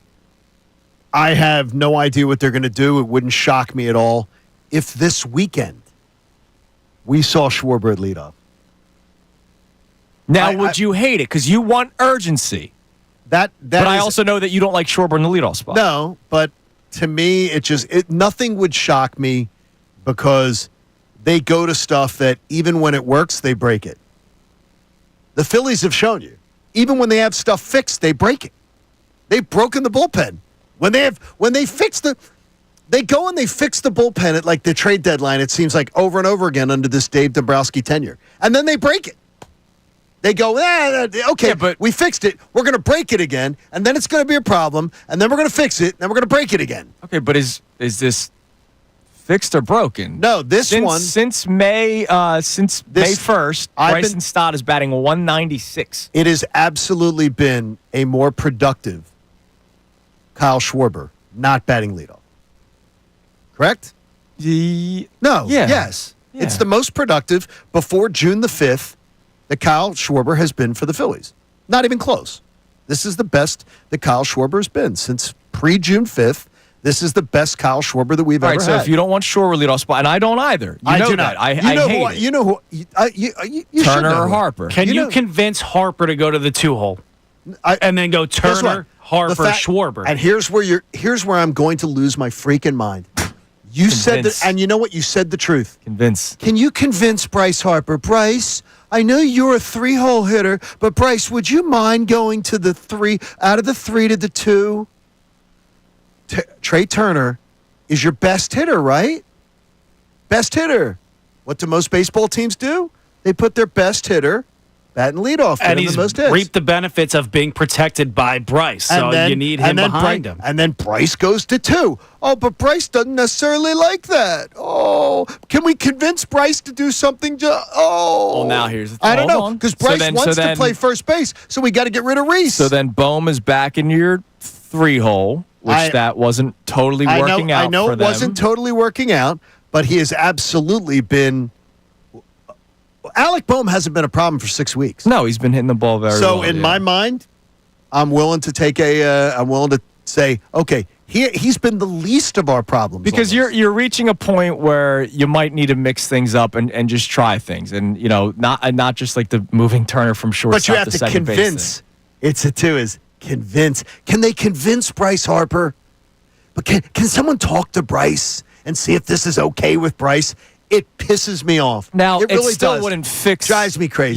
Your 1/3 of your lineup basically being an out because you're getting that with Marsh, Kepler, and Real Muto. That'll only be fixed at the trade deadline, right? Or when they make a move. And so I'm curious because I know you're somebody that preaches urgency. But if they do it, I'm not going to be shocked if by the time when a lot of our Phillies faithful have made the trip up to Pittsburgh for the weekend. Right. I got friends up there and family up there, and I know our buddy John Kruk is up there for the weekend, and the Drunk Phillies Fans podcast is up there for the weekend. Great spot to be in for the weekend. I wouldn't be shocked if they saw a game with Schwarber at leadoff, because Rob Thompson, if he's not nothing, he's predictable. If he's not nothing, I can I'll figure out what he's going to do. Unless Dombrowski wants it too. He doesn't care about lineup construction. He's on the record saying Yeah, that's the truth. Yeah. He thinks it's overrated. He thinks it's overrated. He thinks it's overrated. But yeah, since May 1st, Bryson Stott batting 196. Oh my gosh. On base of just 250. He's walked 8 times. He's struck out 20. Living in this big blue world. So it's been coming out of space. It's been a rough stretch for Bryson Stott. So we're not AOA is what you're telling me. We're not. He's not playing AOA. No, he's not. We'll see if that changes. No, we're not AOA. And maybe just a different spot in the lineup could help him out because, again, he was batting 297 when April came to an end. Yep. He's now down to 244. Seriously. It's been a pretty rough month plus now for Bryson. John could have been messing with his mental. We know he might tune in from time to time. And he's hearing things he might have to go play shortstop. He's got some more stuff on his plate per John Kincade. Maybe this is your fault, John. You think it's my fault now? You're going to blame me for this. I would like to blame you for a lot of things, so sure. Can't blame me for that. It could be. But we do appreciate if Mr. Stott tunes in. We do appreciate everybody who listens to the show. You can have early mornings with a kid. You know, you knew that. You know all about that. I know all about that, man. Someday Brendan will be a grown-up, and maybe he'll know that. You're listening to 97.5 The Fanatic, WPEN, WPN HD1, Burlington, Philadelphia, Beasley Media Group station, broadcasting live from the Comcast Business Studio, powering possibilities. All right, what do we got on the text line this morning? Majority of our conversations have been about the Phillies, obviously. So what do we got? We got Mike in Turnersville checking in, saying the last 2 starts in his erratic career show Luzardo is not a long-term guy for the Phillies, in my opinion. He should just be a piece for a trade to get some relief help, and a right-handed bat. Your future is Wheeler, Painter, Sanchez, Abel, and Nola. Ranger, is a big game playoff guy, so you can't lose him. He can go in the bullpen as well.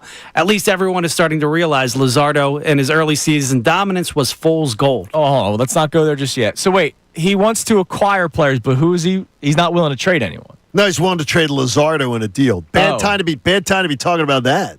Yeah, that's that would have been good like 3 weeks ago. You could have gotten a king's ransom 3 weeks ago. Just think of it as like the stock market, right? Buy low, sell high, that kind of stuff. Yeah, remember like a few weeks ago when everybody was telling you like a month ago. There were people telling you, all the financial analysts on Twitter were telling you, your 401k is destroyed, everything like that. I kept telling all you youngsters, buy. This is the time you buy. So because it wasn't. Because people on Twitter don't know. This is the kind of thing is that you got to watch when you're selling. If you think Luzardo is now all of a sudden cooked and trash and fool's gold, do you think other teams are going to be willing to trade top players for him? No, especially, but you do get a year and a half of them. But I think people are going to be wary of the innings. Yeah, and the injuries and all that kind of stuff. Again, we have to realize if you're trying to acquire all these, like that guy wanted a right-handed bat and a bullpen arm, right? You're going to have to give stuff up. So when you say, I don't want to give up Ranger because, I don't want to give up Ranger either. I've already said it. I'm going to be sad the day Ranger Suarez is no longer wearing a Phillies uniform. But by the way, him? Yeah. I'll miss. I'm going to miss that guy. I will miss Ranger Suarez. Big time. But if it gets me a reliever, I never said that. If it gets me a reliever and a right-handed pop bat and I can fix center field, you got to part ways with them. You have to. And just to say, trade Luzardo because he stinks now, well then, what are you going to get? If you think he stinks, then you're going to get stink in return. What else we got on the text? All right, we got no name on this one, but they check in saying, I really can't understand why Justin Crawford's not on the Major League roster. The move does not make any sense right now, and it's currently detrimental to the team's success. Bad move on Dombrowski's part. Also weird how they're willing to make Taiwan do something he's never done before, but they won't do that with Turner, who's played outfield before. Make it happen, make it make sense. He has played outfield before, but that was years ago. And again, I don't know if he has the arm to do it. Look, he's not going to go out there in center field and be like prolific, right? The easier move if you're doing anything is infield, not shortstop to center field, where you have to man the outfield. Like, you have to be the general in center field. I don't think it's that easy of a move that people make it out to be. The Taiwan Walker thing, I can't believe that yesterday they only had him pitch one inning. That was really weird, and that's their plan, and that they told you they were going to do it. They stuck with it. Sometimes the plan's got to go out the window, man. Yeah, sometimes you have to just realize it. When you're doing a bullpen game the next day, you can't use him for just one inning and then burn another arm afterward. Unless Seth Johnson wasn't in their plans today, who ended up pitching 2 innings yesterday, that could have been a part of it. But, you don't have many arms at your disposal. You have what? You have 8 relievers? I doubt Seth Johnson's available today. So I doubt that, right? You have 7 guys to try to get you 9 innings today. By the way, just the thing, I think they had in the last year and a half, too, just with the Phillies, with moves and things like that, they had in their situational lineup, I think Major League Baseball had 8 players in season shift from shortstop to second base. Since the start of the 2024 season, 8 teams had a player in season move from shortstop to second base. I heard Mike and Ray talk about it yesterday as if we were asking them to defuse a bomb. Like, this is the impossible thing.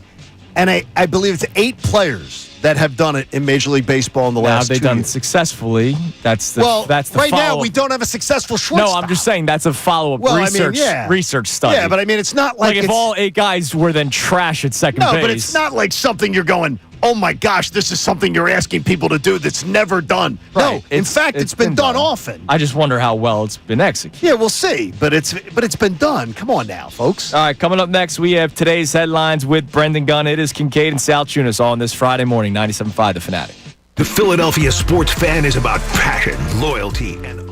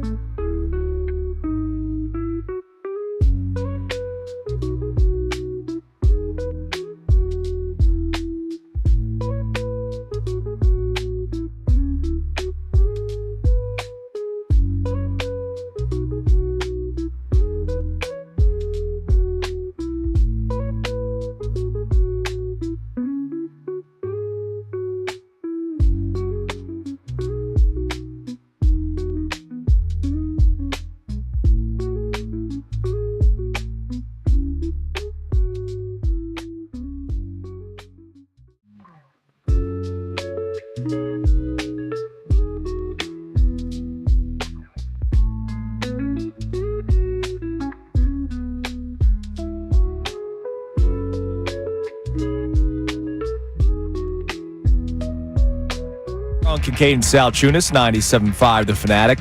Check out the Deal of the Week still going on. Actually, today's the last day of the Deal of the Week, so jump on it now. Jump on it. Same-day ride and water park combo ticket at Maurice Piers for just $70. That's a $50 savings per ticket for unlimited rides on 3 piers in both water parks for a whole day. Make this summer unforgettable at Maurice Piers. Get this exclusive offer while supplies last at 975thefanatic.com/deals. An incredible deal. $50 savings per ticket. You got 2 kids, that's $100. If you're also going into chaperone, that's $150. Jump on it now because today's the last day for it. All right, it is time now on this Friday for today's headlines with the one and only Brendan Gunn.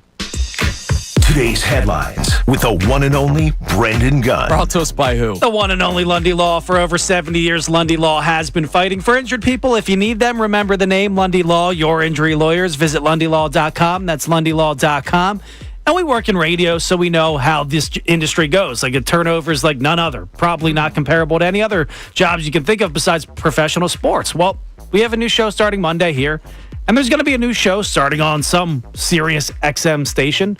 And Michelle Beadle was the person in charge of that show. Yes. Stephen A. is now going to be that. And it leaked out a little prematurely, and Michelle Beadle wasn't aware of it. And she decided to live react to it on the air, and it wasn't pretty. So the cat's out of the bag. I guess we're talking about it. We weren't supposed to, just as a heads up. We were only given a few hours notice, but we weren't told any details. We were promised that no details would be released. We didn't even know who was taking our place in the lineup. Just that it was going to be announced that new show was being added. Unbeknownst to us, the Hollywood Reporter, of course, had all the details. So it was a little embarrassing, I'm not going to lie. I've been in this business for 20 plus years. I've been treated poorly a couple times. This didn't feel good. She went on to say of Stephen A. Smith, who's replacing her, I don't respect him. I don't respect his work. Think he's going to get things wrong this time? I do. They don't like each other. Yeah. From ESPN days. I like both of them. That's like a very tough spot that I couldn't even imagine being in. It's terrible. It was handled very poorly. Yeah. And Mad Dog's name is on the channel. Yeah, he talked about it too yesterday. But Mad Dog doesn't have any say. His name is on it. He sold his thing to it. So, Christopher Mad Dog Russo, I do not have anything to do with the firing of Michelle Beadle. I did not do that. Or the hiring of Stephen A. Smith. Not at all. Was that supposed to be the Mad Dog? That is Mad Dog Russo, Christopher Mad Dog Russo. That is him. They call you a modern-day Jeff Dunham. Jeff Dunham? For your impersonation. Yeah, you're basically Frank Caliendo, man. No, I'm not. I'm not at all. Yeah, but that's a tough spot. I feel I feel bad for Michelle Beadle in that situation. That's a bad situation to be in, Michelle. And I love you, but you got to handle things better than that. Oh, you got to handle things better. No. It got a lot worse. She was very. Oh, was she? Yeah. Social media. She did a bad job, and it really wasn't well. I mean, I will tell you this: don't act like a little. I'll talk to the guys out there. When this happens to you in the business world, don't act like a little bee. Don't burn a bridge because you never know when you can go back across. Because your next employer is watching how you act. And then you get a bunch of people in this business, guys who have sat in our chairs, who then are like, well, I'm not getting jobs anymore. I don't know why I'm not getting jobs. Because you acted like a little bee when you got removed from one job. All right, moving on, talking about impersonators. One guy that could be impersonating his former self decided to come out of his off-season retirement that he does every single year. Aaron Rodgers told the Pittsburgh Steelers he's going to play for them next year. Any hope for this guy, or just getting tired of him? No, I'm tired of it, but the wording of he informed the Steelers that he wants to play. Isn't that nice? That's so, it's weird. Like, I'm guessing the Steelers knew all along, or they were planning on it. And they were hoping. And if he didn't sign, then they would have had a bad year with Mason Rudolph, and then they would have had a high draft pick. I just think this is a waste of time. And that's the thing that I'm just confused by. Like, why... does anyone think that Aaron Rodgers is going to take them to the promised land? No. So then why are you doing it? Why are you... that's the thing that I'm confused by. I'm upset with Mike Tomlin, who I'm a huge Mike Tomlin fan. Yeah. To me, this just tells me that Mike Tomlin has gotten so desperate that this is the last card to play. If this fails, I think time's over. I think time's over for Mike Tomlin. And it will fail. Or maybe they win again, 9 wins, right? And that does nothing for you. That does nothing for you moving forward. They haven't won a playoff game since the year before the Eagles won their first Super Bowl. That's crazy. No coach would have their job in Philadelphia with that lack of success. Yeah. He would have been gone. They haven't won a playoff game since 2016, dude. Yeah. Like, it's pathetic. That's what I just said. That's what I just said. Yeah. Math, not your strong suit. Strathaven, baby. I'm on to the next topic. What else? What else we got? What are you, Belichick? Yeah, exactly. Yesterday on Eagles Twitter, as a matter of fact, there was a sign that was going viral, and there were people voting on it. I could beat Saquon Barkley in a 100-yard dash with a 15-second head start. The one vote said no. 15-second head start to beat Saquon Barkley running 100 yards. Yeah, you can win. It's 100 yards. You're starting dead flat. Yeah, and so is Saquon. I got you. No, John. Well, 15 seconds. It shouldn't even take you 15 seconds to run 100 yards. Yeah. No. You win. Yeah, everyone should win. Now everybody should. I run like I have a piano on my back. Thanks, Dad. But here's one of those lifelong memories of like supportive. I remember hearing that. Things your dad tells you. But like 15 seconds. Now, if it was you start at the 20-yard line and he starts on the goal line, your ass is getting beat. Your ass is beaten to the 50. But 15 seconds, like I would say the average runner, right? The average. Whatever today's average shape is in the United States of America. Should win that. I don't. Yeah. Great job, Gunner. Good job, Gunner. Gunner, you've done a fine job filling in for Connor Thomas, who will be returning to the program on Monday. Good job, he's still going to be with us, and he's going to be around all summer long because a lot of vacations and stuff, and also just rest in peace and alive on the weekends too. You get the B-Gun experience also. And he's been doing a great job on the weekends. Great job with us. All right, coming up next, we'll get back to some of our Phillies talk. I think this is important that we have this upcoming segment. Let us once again get on the record now that we have 62 games of data and 100 games left in the season. Is this a playoff team? Is this a World Series contender? We will discuss this coming up next. It's Kincade Salciunas, 97.5 The Fanatic. Fanatic Sports Update. Luzardo with a capital L. I'm Brendan Gunn with your Fanatic Sports Update. The Phillies wrapped up their series against the Toronto Blue Jays yesterday with a 9-1 loss. And for the second start in a row, Jesus Luzardo failed to make it out of the first 4 innings. Luzardo went 2 1/3 innings. He struck out 2 batters, but he allowed 8 earned runs on 9 hits. A far cry from his early season dominance. At the plate, the team was not much better. They only accounted for 5 hits, and Nick Castellanos had 3 of them. The loss yesterday also etched the second straight series loss for the Phils as well. They look to bounce back this weekend on the road against the Pirates. Joe Ross is going to be on the mound to start tonight in a bullpen game. We'll see how that goes. First pitch is tonight at 6:40. The Eagles wrapped up OTAs yesterday, and they have a few days off before mandatory minicamp opens this coming Tuesday. One guy that's been used all over the field so far early in these practices has been Cooper DeJean. Vic Fangio spoke earlier this week and said the young defensive back can fit at safety as well. Well, I think he would play very well at safety. I think it suits his skill set, things that he does well. I just think he would do very well in there. We'll continue to keep you updated on all things Eagles as the offseason progresses. This update was brought to you by Moyer Indoor and Outdoor Services. Follow Andrew Salciunas' lead and get a jump on a lush green lawn this spring right now. Go to emoyer.com for free estimates. I'm Brendan Gunn on the home of the NBA Finals, 97.5 The Fanatic and 97.5thefanatic.com. Yo, Philly, it's Bill Karulo.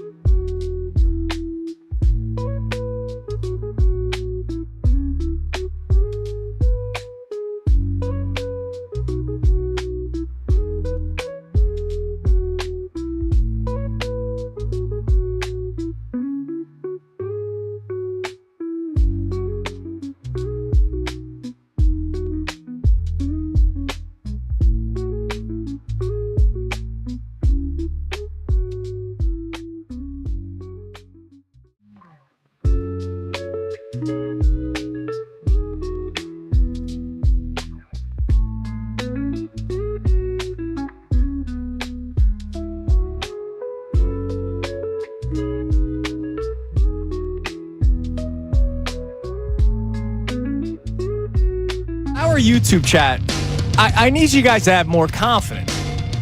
All right? Confidence in whom? You feel very in themselves. What do you mean? There's a lot of people on the YouTube chat not thinking that they could beat Saquon in the 100-yard dash when you have a 15-second head start. They absolutely could beat him in Come on. 50. Now, if you said 10 seconds, 50% of the people would lose. Maybe. No, Yeah. no. 50% of the people would lose. But 15 seconds? Because it's the dead start. Saquon knowing how to start, you not knowing how to start, the average person not knowing how to start a race, Saquon's shot out of a rocket. You're not knowing how to start the average person. They're losing. 10 seconds. 15 seconds is a big gap. That's a big one. Like 15. I have faith in our YouTubers. All right. Come on, crew. I'm trying to think, the last time I did a 40-yard dash. Like slow, you should be 7, 8. Like 15. What? Slow? What you say slow is what? Like 7, 8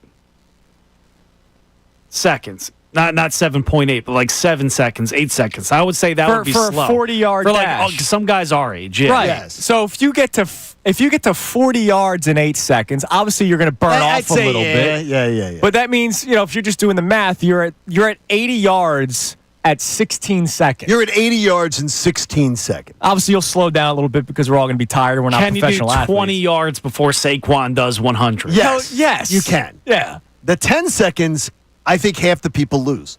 Because I think a lot of people would stumble. They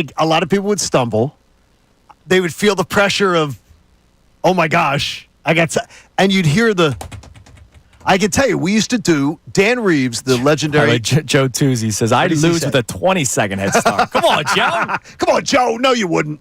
Dan Reeves, legendary coach, every year he had a media event at training camp. Gunnar, you would have loved this. Connor would have been in his glory. Connor would have thought that he made the team. He had one day where he wanted you in shorts. He'd call it shorts and shells for media day. Yeah. And we had to come to Flowery Branch, and they do different things back in the day. And they do here, field a punt from the jugs gun. Yeah. I would pay to see some people here trying to do everybody, that. Now, look, all you had to do was field a punt, and he'd let players run at you. Nobody was allowed to hit you. But you just had to field a punt, catch the ball, but the players are running at you. And none of them are going to hit you, but you have to field a punt. I caught 1 out of 3. Yeah, and one's probably pretty good. I wanted to poop myself every one. Oh, when you the rumble itself, because you're thinking somebody's going to forget it, someone's going to miss it. The jugs gun of the football at you. Catch a football, guys are going to converge on you, and no one's going to hit you. Yeah. No one's allowed to hit you, but guys are going to converge on you. Didn't catch one. I'd hope someone would hit me. I'd be rich leaving that day. Now you see, nobody's going to hit you. But it's the idea of just you think things are easy and they're not. Look, I've said this before. I would love it for this station to do like a combine of multiple sporting events, like not the NFL like cone drills, but like field a punt, do all this kind of stuff, because we talk smack on athletes all the time. Like what? And it's not easy. It's not. And do it on camera so people can rip us for when we mess things up. Like I think we should do that. I would say the mental fragility. Like if it starts to, I love to play golf. I'm not very good at it, but usually I'll write down something in the high 90s or mid 90s. When it starts to drizzle on a golf course, I am so mentally fragile. Immediately I start feeling like I can't get a grip on the club. I can't. And I will be somebody who's like, come on, guys. Where's your toughness? Yeah. Right. Now, they're professionals. Exactly. Now, they're professionals. Yeah, they're getting paid to do it. But still, though, it's amazing. Like it comes with the territory of their job. They get criticized. But I think it'd be hilarious if we did like these. But we got a lot to say. 3-point shooting contests, like all this kind of stuff. And if we look like crap, it's funny. It's what happens. And it is what it is. But it's what happens. I'm sure some people's egos would messed It's up. what happens. All right. The Phillies. I wanted to have this conversation because they've obviously been struggling of late.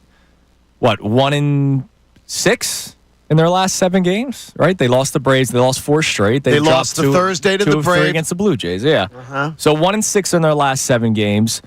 There's flaws with this team, as we've been talking about since spring training. So for the people that chime in on YouTube or text in or call in and say, man, every time the Phillies are playing well, you guys celebrate, but whenever they lose, you guys are quiet. Well, honestly, it gets kind of exhausting talking about the decisions that Dave Dombrowski made and the decisions that I did not like that he made every single day, right? Like, have you heard me say I like Brandon Marsh as my center fielder and Max Kepler as my left fielder? Have you heard me say that I think this bullpen's fine? Like, we've never said that, right? But what I do want to talk about here and now is why you don't hear me yell and scream whenever they lose. I still believe this is a playoff team. And so I'm on the record. I would like, we are. As a show, me, John, I want you to give your answer. Brendan, I want you to give your answer. For people that go, oh, my God, they stink. I laugh at you because they don't stink. The Marlins stink. The Nationals stink. The Marlins are the only team that I consider dead in the divisional race. Right. I don't consider the Braves dead yet, but I think they're getting there. I think they're heading in that direction. I think they're heading in that direction. But, like, those teams stink. The Nationals, even though they're just 4 games under 500, like, they stink. Like, the Nationals they have 0 chance of contending for anything. The Phillies have a chance to contend for something, regardless of what we think about their flaws. Now, again, I have to sit here on June 6th and hope that Dave Dombrowski makes additions by the trade deadline. I don't know what those additions are just yet. We'll get more and more information as the months go on about who will become available from some of these teams. But I am on the record on June 6th still saying that they are a playoff team. Now, if you ask me, are they a World Series favorite? No, I don't feel that way. And I thought coming into this season, we had a whole conversation about it, that this is the last hurrah with this team. You remember me saying that coming back from spring training. Right. This is the last crack at it, which is why I think they made a mistake running it back with certain areas, key areas, like center field, left field, not having Pop at third base, one of your corner infields. I think they made some mistakes, not adding to the bullpen and letting guys from the bullpen go. John, on the record, are the Phillies still a playoff team in your opinion? Yes. Brendan, are the Without Phillies hesitation. still a playoff team in your opinion? 100%. I would put my mom's life on it. Whoa. Like, they're not really? going to miss the playoffs, man. Like, Wow, come on. wow, That's a that's- step too far. Okay, that's a wow. And That's I love bold. you, Ma. I would hope so. I'd put my mom's life on it, but she's already passed. That wouldn't be a lot to put up on. Like this, they're not missing the postseason. Like, come on, they're going to go through these stretches. I still trust in Dombrowski to fix what there is to be fixed. Right. I just don't understand what his fascination is with breaking stuff. Like fixing it and then breaking it again, and then fixing it again, and then breaking it again. Like I don't understand sustaining what he's against. I really don't. I just don't understand it. So like Neil on YouTube says, I'm not yelling yet because I know moves are coming. I'll reserve my yelling till I see the final product. And that's kind of where I'm at. Now, there are some people that don't like hearing that. There are some people that want me to, whenever they lose, be like, this team stinks. I don't feel that way. They are a playoff team. If you're a playoff team, you do not stink. A lot of people are conditioned to that sports talk radio. Yes, and I'm not there. In this town. There's a lot of people who still do that sports talk radio in this town. And sorry, I don't do that. I go against that. I don't believe in that. And so I think the Phillies are a playoff team. Now, do I think right now they are a World Series team?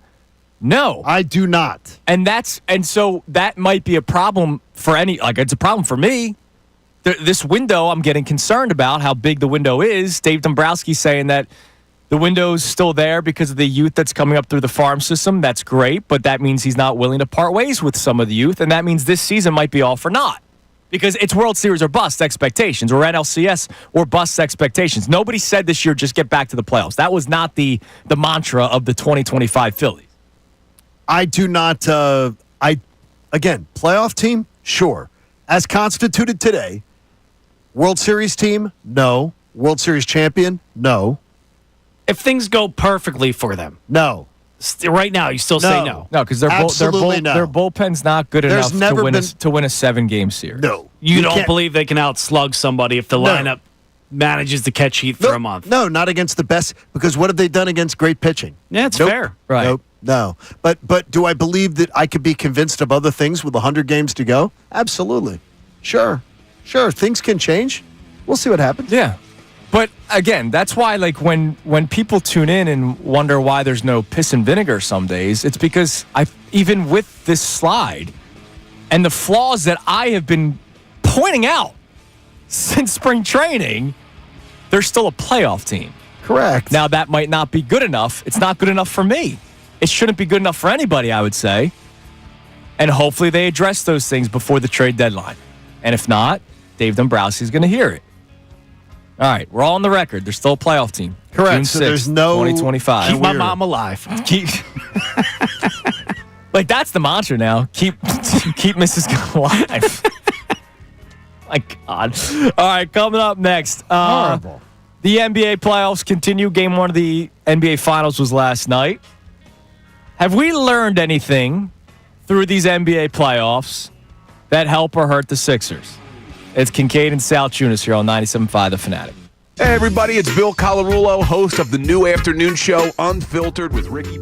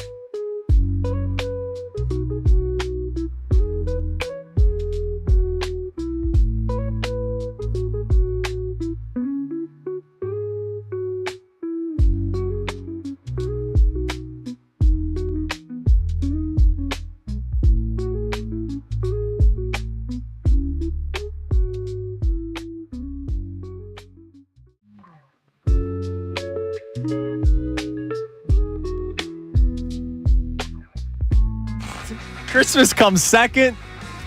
You know, trying to think. You seem like a Halloween guy. You like the sweets. So that's got to be up there for you, too. Just give me donuts. National Donut Day has got to be Brennan Gunn's favorite day. And I stared down that donut box. It's good work by you, man. Looked at them, Dunkin' Donuts, we love you. Yeah. But stared it down and walked the other way. More for me. Yeah, exactly. They're there for you. Don't worry. All right, so NBA Finals Game 1 last night. Unbelievable. The Pacers do it again. Come from behind and win on the road.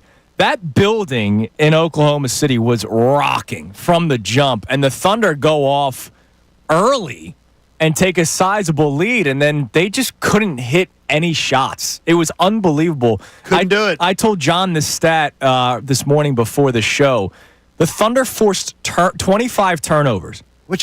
They scored 11 points off of those 25 turnovers. That's bad. I said to you, they never lose another game with that. No, if they do that 4 more times, they win this series in 5. That won't happen. That's never happening again. It's unbelievable how they just could not hit a shot. Like Chet Holmgren, I think, all his points scored were in the first quarter. Like, it was just a weird day for the Thunder. But the Pacers, another Halliburton last-second shot. He gives them the lead with 0.3 seconds. By the way, there is a bet that somebody made. Okay. For whether or not Tyrese Halliburton will hit a go-ahead shot as time expires. Does that count? Nope, because there was 0.3 of a second left. So he missed out on like thousands of dollars. So that shot's going up, and that guy's peeing himself. Yes.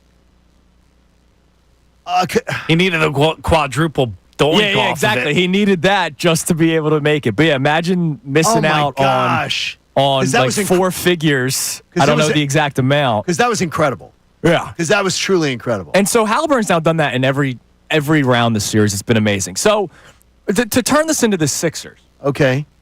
Just to keep the uplifting conversation going. Yeah, because today's been a lot of fun and uplifting. What have we learned in these playoffs that either help your confidence with the Sixers or what I would imagine primarily hurt your confidence with the Sixers? We touched on this earlier. Youth in these playoffs have been sort of the shining light for a lot of these teams. And the Sixers don't have that. The Sixers don't have youth. And that's scary. They have a couple pieces of youth that you could count on long term, right? Yeah, they do. But that's not where the offense is going through. The Thunder's offense goes through Shea. The Pacers' offense goes through Tyrese Halliburton unless Siakam has the night that night, right? Like, the Sixers' offense is still going to go through Joel Embiid. When he's healthy, that's still fine. But when he's not, the problem with Nick Nurse and the problem with Brett Brown. No.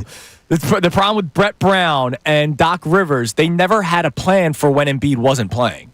They tried running, Nick Nurse tried running the same offense with Andre Drummond this year. He did. And that's, to me, like, you're supposed to be the X and O head coach, and your answer was, all right, well, Embiid's not out, so let's run the same offense with a Dembona. By the way, that's just not, you can't. Nick Nurse got screwed last year. He did. No, I know that. Because some of the discussions we've been having, I feel like people think we're down on Nick Nurse. I absolutely did not. I have not blamed him for this season at all. I did on one thing. His mopiness at times. Yeah, mopey Nick Nurse. And then I say I can't blame him sometimes. No. I understood it. Yeah. I can't have it. How about that? You. But I understood it, so I'm not killing him for it. But I in no way wanted them to move on from Nick Nurse. No. I was excited when they got Nick Nurse, and I'm still excited to see what Nick Nurse brings to the table. And I didn't want, honestly. We just might never learn what he can bring to the table if this is, seriously, think about it. Like, if these guys continuously get hurt, like, we may never know what Nick Nurse could do. I hope you're not right on that. Like, I hope that's. Yeah, are my odds that I am right about it on my favor? Like, yeah, correct. I'll tell you one thing I learned this season, and it was just amplified this postseason. We heard for years and years and years Maxey can maybe take that next step, and he hasn't done that yet with Embiid not on the court. And people keep saying he's young. Guess what? Tyrese Halliburton was taken in the same exact draft as him, and he's taking his team to the NBA Finals and now has a 1-0 lead. I'm done hearing people argue that Maxey is the 1A player. He's not that. Welcome and to that's the party. no shot Okay. at Tyrese Maxey. My partner, Welcome to the party. and I absolutely can say I questioned whether you were right on that. And you.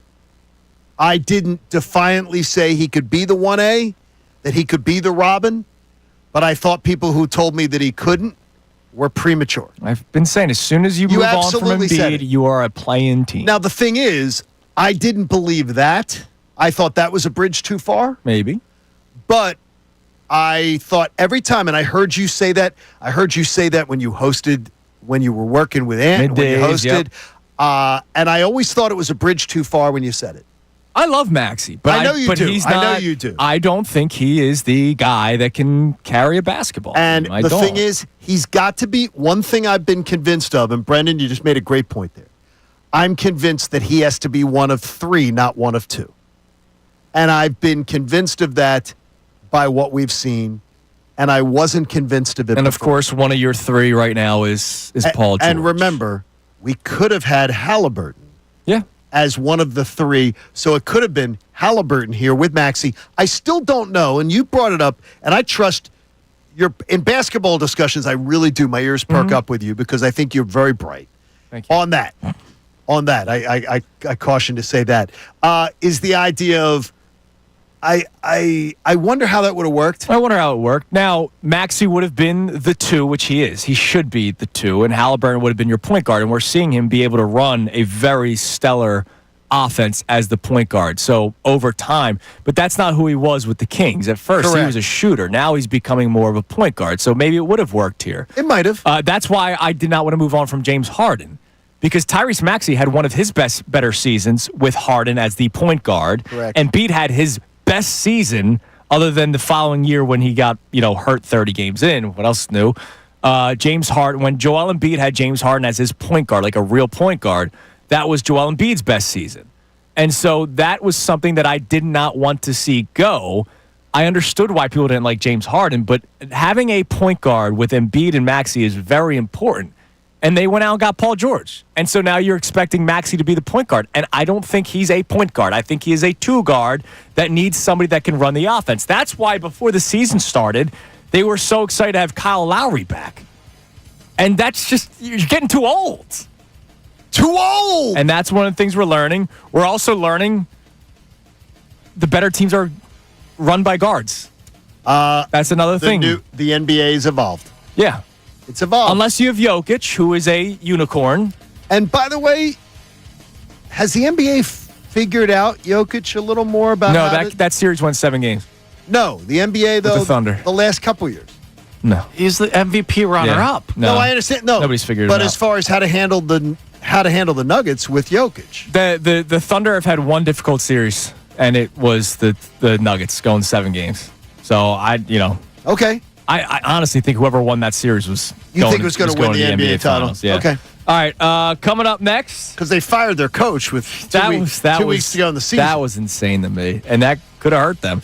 The host of Unfiltered, Bill Karulo, is going to be joining us for the remainder of the show today. He comes up next. It's Kincade Salciunas, 97.5, The Fanatic. Fanatic Sports Update. Luzardo gets shelled again. I'm Brendan Gunn with your Fanatic Sports Update. The Phillies wrapped up their series with the Toronto Blue Jays yesterday with a 9-1 loss, and for the second start in a row, Jesus Luzardo failed to make it out of the first 4 innings. Luzardo went 2 1/3 innings, struck out 2 batters, but he allowed 8 earned runs on 9 hits, a far cry from his early season dominance. At the plate, the team was not much better as they only had 5 hits, and 3 of those hits came off the bat of Nick Castellanos. The loss yesterday also edged the second straight series loss as well. The Phils look to bounce back this weekend on the road in Pittsburgh to take on the Pirates. Joe Ross is going to get the start tonight in a bullpen game. We'll see how that goes. First pitch is tonight at 6:40. The Eagles wrapped up OTAs yesterday, and they have a few days off before mandatory minicamp opens up this coming Tuesday. One guy that's been used all over the field so far in these early practices has been Cooper DeJean. Vic Fangio spoke earlier this week and said the young defensive back has also got a fit at safety. Well, I think he would play very well at safety. I think it suits his skill set, things that he does well. I just think he would do very well in there.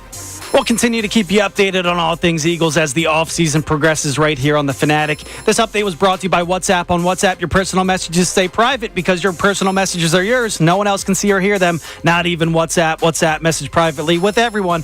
I'm Brendan Gunn on the home of the NBA Finals, 97.5 The Fanatic and 97.5thefanatic.com. Hey everybody, it's Bill Karulo, host of the New Afternoon.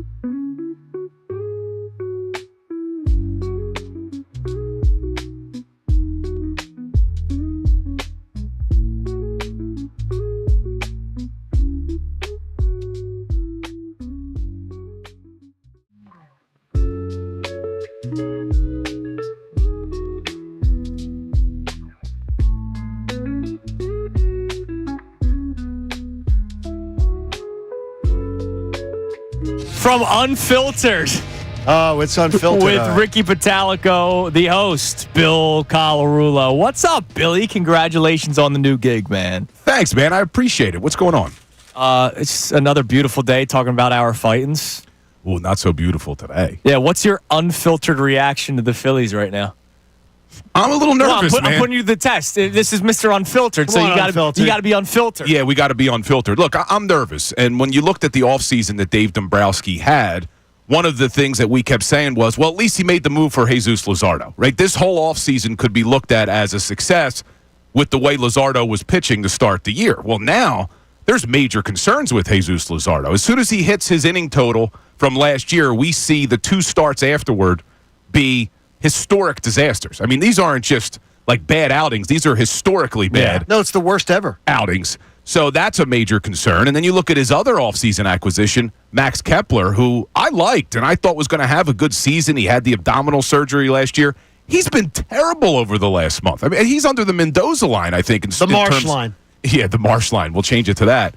So when you look at that and you say, all right, well, you didn't really address center field.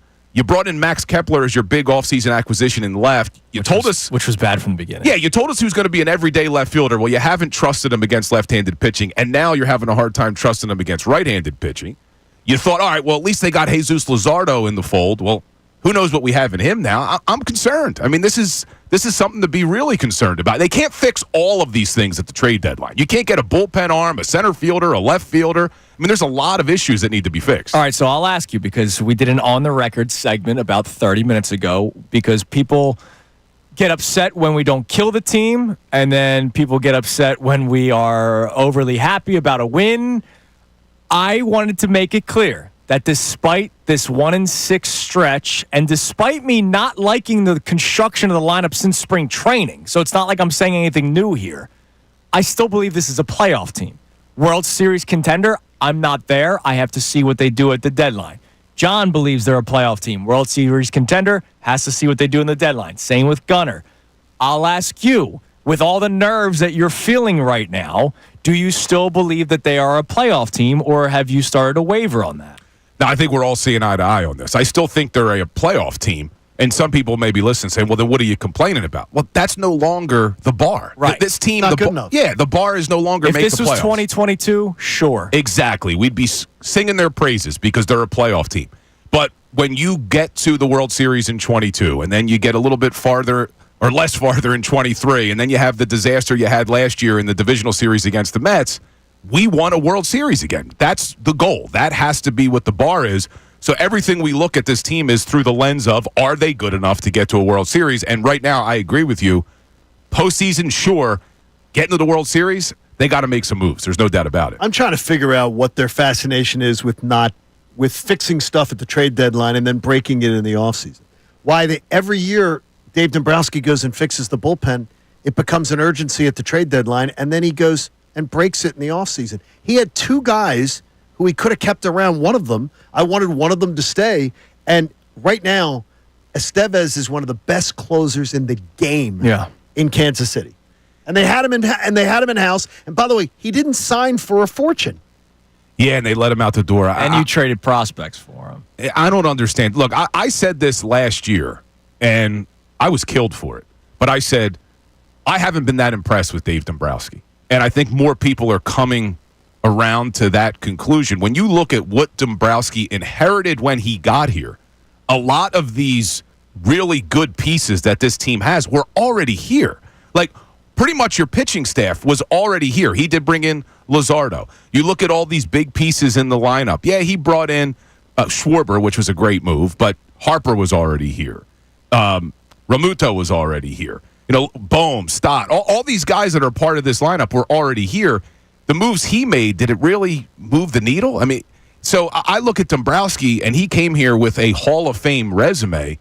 He hasn't blown me away, and he certainly hasn't blown me away with his deadline moves, even though you talk about Estevez. Even last year, I mean, the deadline, Austin Hayes, that didn't move the needle. Yeah, the reliever, he's done a good job with relievers at the deadline, or maybe like Edmundo Sosa, but like, sure. Remember a couple of years ago, they thought they found another Edmundo Sosa with that Rodolfo Castro guy. Did he play? A couple of games, but did. he's in AAA. That was the Bailey Falter trade, who the Phillies faced tonight. Like, he's been okay. I'll say he's been good with bullpen additions at the deadline. But this team needs more than like one or two bullpen arms. They need a right-handed power bat, and they need a center fielder. Like Dave Dombrowski has now all of a sudden a list at the grocery store that he needs to go shopping for, and that's not good. With a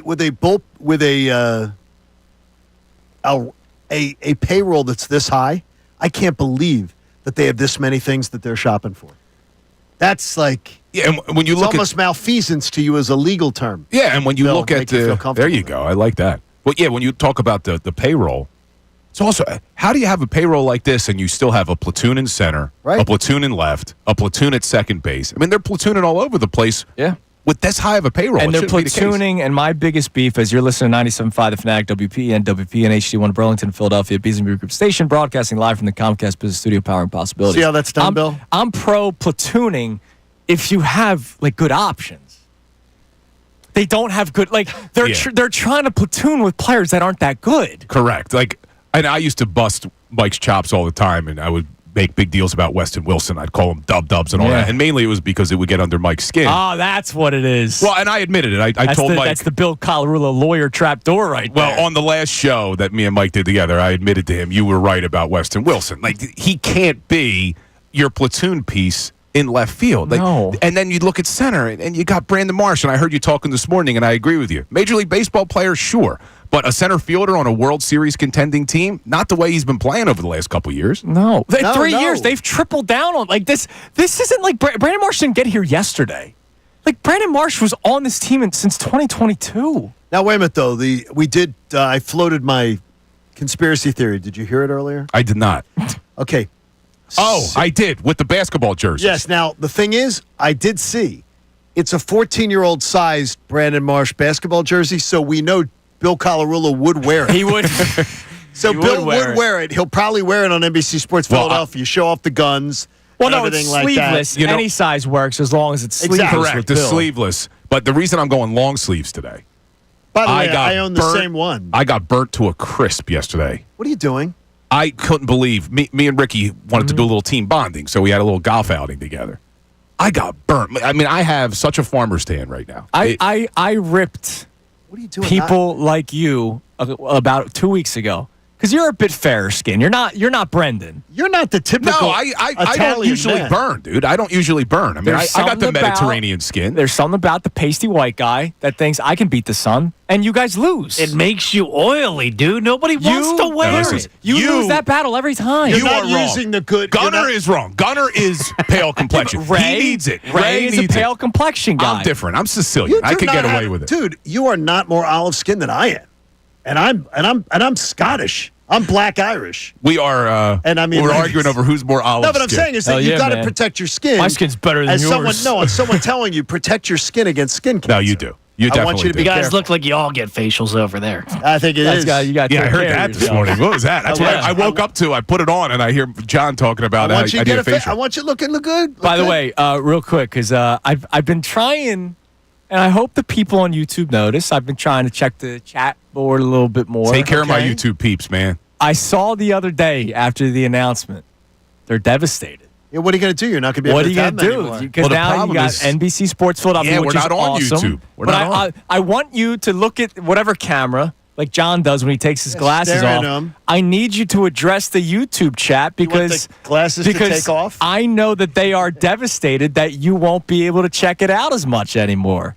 Yeah, we had a lot of fun with our YouTube chat. I mean, we got a lot of loyal listeners in there who would tune in every day. And it wasn't always positive towards me. Trust me. There was always a lot of... like 95% of the time, yeah. Yes, there's a lot of negativity in there. And then you guys wonder why sometimes I don't look. But I will say, it's kind of like when you talk to your family. Like, remember in The Godfather, to quote, Mike loves to do The Godfather stuff, where he goes to Fredo and says, never choose sides against the family again, that type of thing. The YouTube chat will come after us, but if a stranger comes in and tries to start talking trash, they will go after that person. Like, we are all family. So I am going to miss the YouTube chat, but I know they'll be in good hands on middays because Ray Don's taking it over. Maybe he'll watch our show and he'll watch Mike, and then you can create an account and chime in. Hopefully Brendan does it. Brendan does it throughout the show. Oh, I respond all show, too. Yeah. So I'll be in there. I'll be in with the YouTube chat, but I'm sure they're all in. Like MBD is always He there. just commented. There he MBD. goes. Like, I don't have the chat in front of me. We got Andrew's always in the chat. JM. INS. These are your guys, Let me see. man. I'm trying to remember all the usernames that come at me every day. But we had a lot of fun. I will miss my chatters. But I'm hoping they tune in now from 2 to 6 at I least. think they will. At least on the radio. They could stream it. You realize you're going to be in every bar in Philly. Yeah.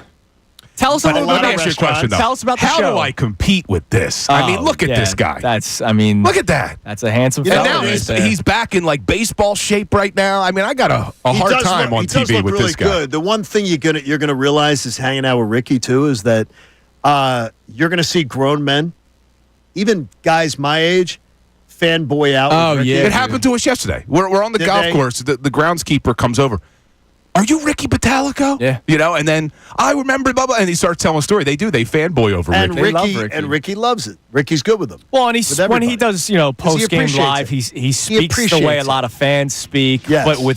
also the background of actually playing in the major leagues. Correct. All right, so coming up next, He understands my point of view, which Andrew doesn't, but he backs me up on Yeah, these and you things, know which what? is Just good. because he played in the league, I could still say that man's crazy. He does.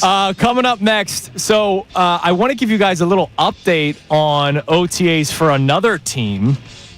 Could there be issues with the team that Bill Karulo loves the most, with the Washington Commanders? Commando Bill. Also, I want you to explain a little bit about what the show will be like. I saw your Instagram post the other day, but for the people listening, what will Unfiltered be all about? You'll hear that next as well. It's Kincade Salciunas, Billy the C here with us the rest of the show here on 97.5 The Fanatic. Yo, Philly, it's Bill Karulo, host of the new afternoon show.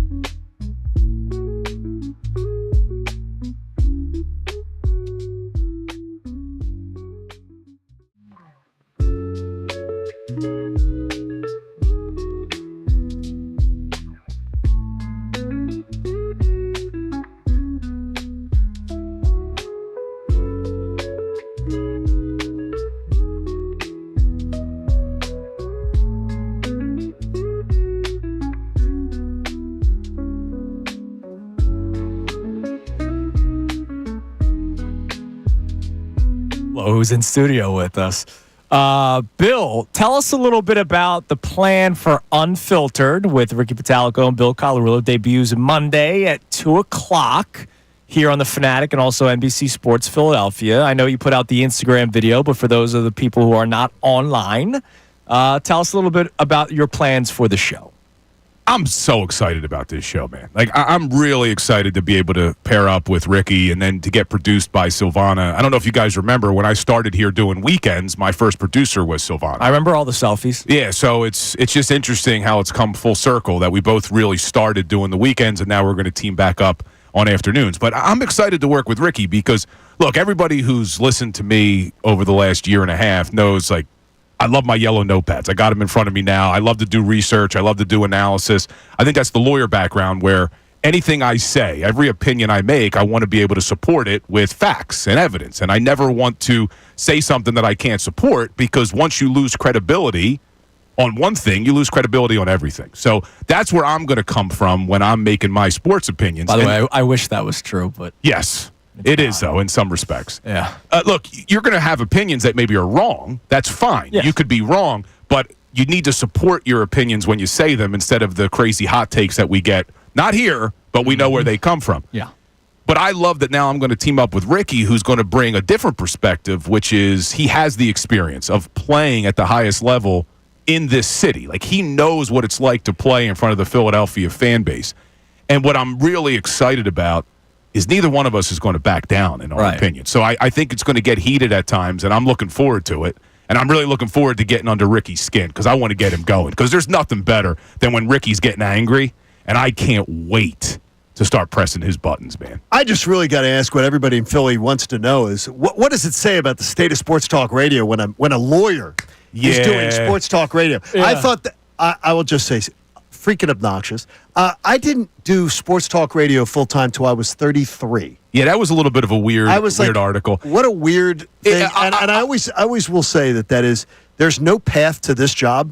There is none. It is. I did this part time till I was 33.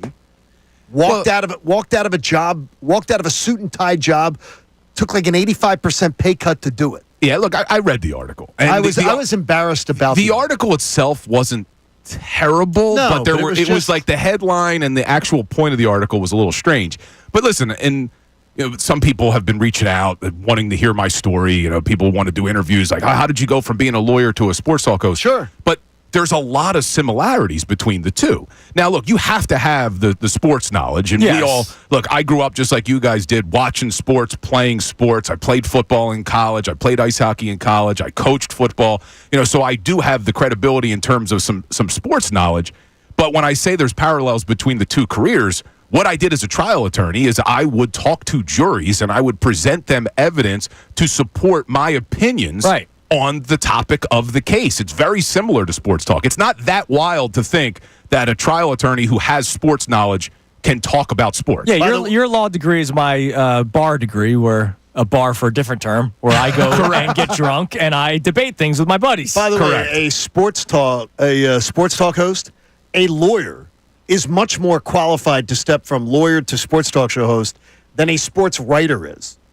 And we know there's been a lot of successful sports writers. Correct. One of them's out there who's also a lawyer. I've seen him before because sports writers tend to be some of the most boring talkers that I've ever heard in my life. I never have understood that. It's about being entertaining. It's about having an opinion. Bill's got a million of them. And Ricky sometimes has opinions. And Bill has an opinion that the Commanders are going to go like 17-0. Commando Bill. Here he is, baby. Not Commando true. Bill. So there was some news with the Commanders yesterday. I may have missed this. Commando Bill is in the house. Per Jordan Schultz, Terry McLaurin has made it clear to the team that he's frustrated with the lack of progress on a long-term deal.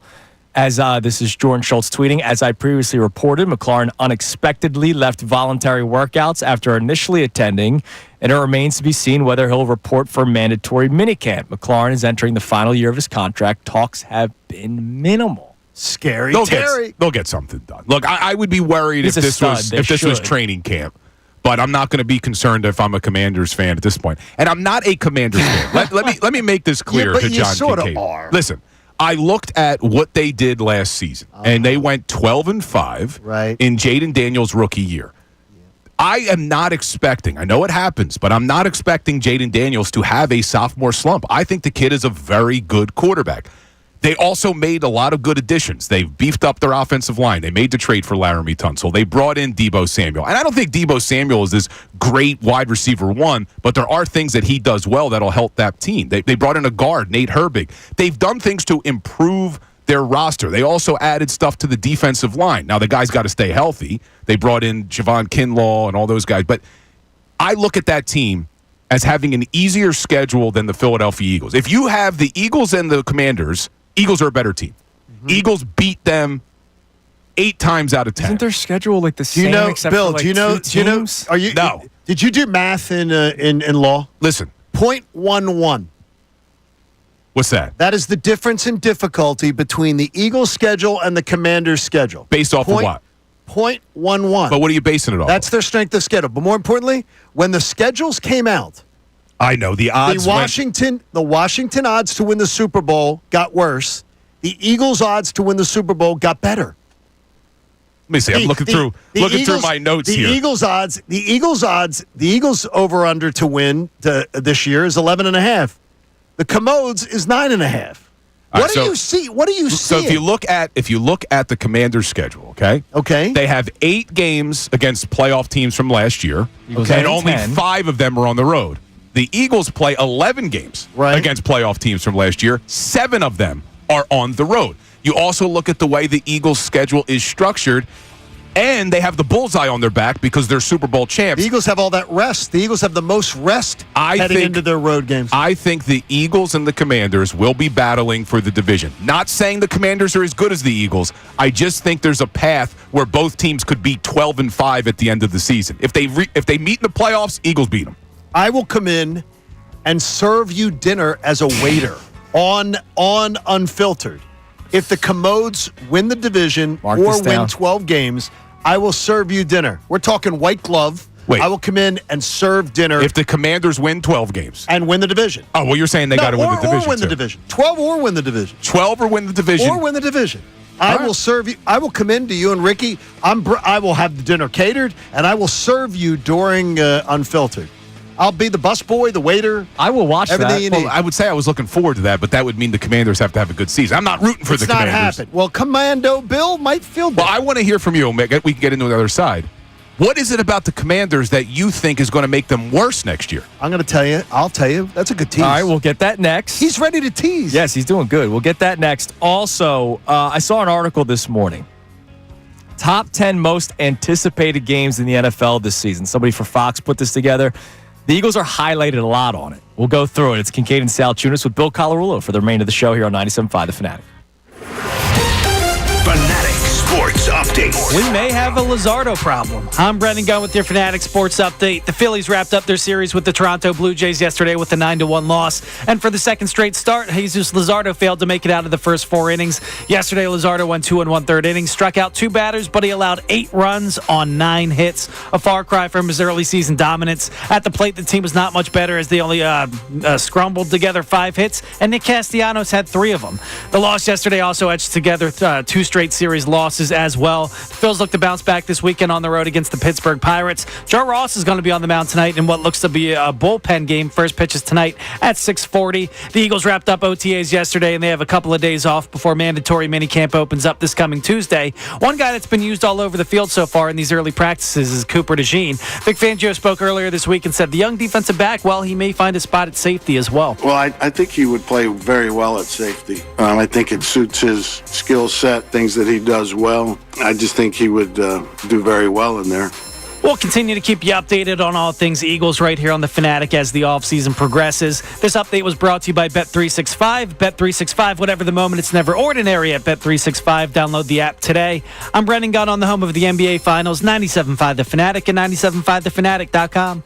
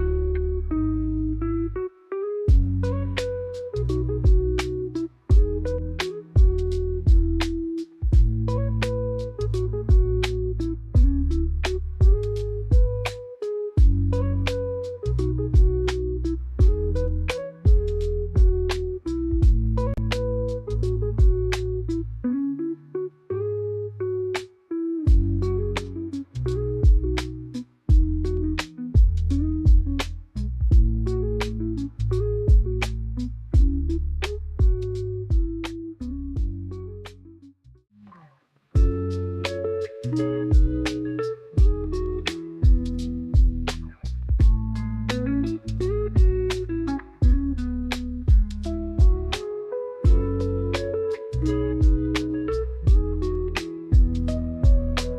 for the remainder of the show. A couple of things from last night's game, NBA Finals Game 1, real quick, before we get back to, obviously, our Philly topics, because Sixers aren't in the NBA Finals. Teams that were down 9 points, 9+ points in the final 3 minutes of an NBA Finals game since 1971, those teams were 0-182. You're kidding me. The Pacers last night made that 1-182, a 9+ point deficit with 3 minutes left. They came back and won. And what they did in Game 1 against the Knicks was a very similar type of number. It was even higher, I think. It's incredible. Here's another crazy stat. The shooting clutch win probability added. So it's one of these deep dive stats, right? The previous high to Tyrese Halliburton was LeBron James in 2013, 1.86. You know, whenever he put up the shot, and if it goes in, changes everything, right? 1.86 was the previous high. Tyrese Halliburton, 2.48. This guy has made every big shot in every playoff series. It's been unbelievable, man. And look, this is the same year where he was voted most overrated player by his peers. Look, I will be the first to admit, I thought that Halliburton was a good player. I didn't think he was this good. In fact, we talked about on the Mike Missanelli show a couple months ago, would you trade Tyrese Maxey for Tyrese Halliburton? I said no.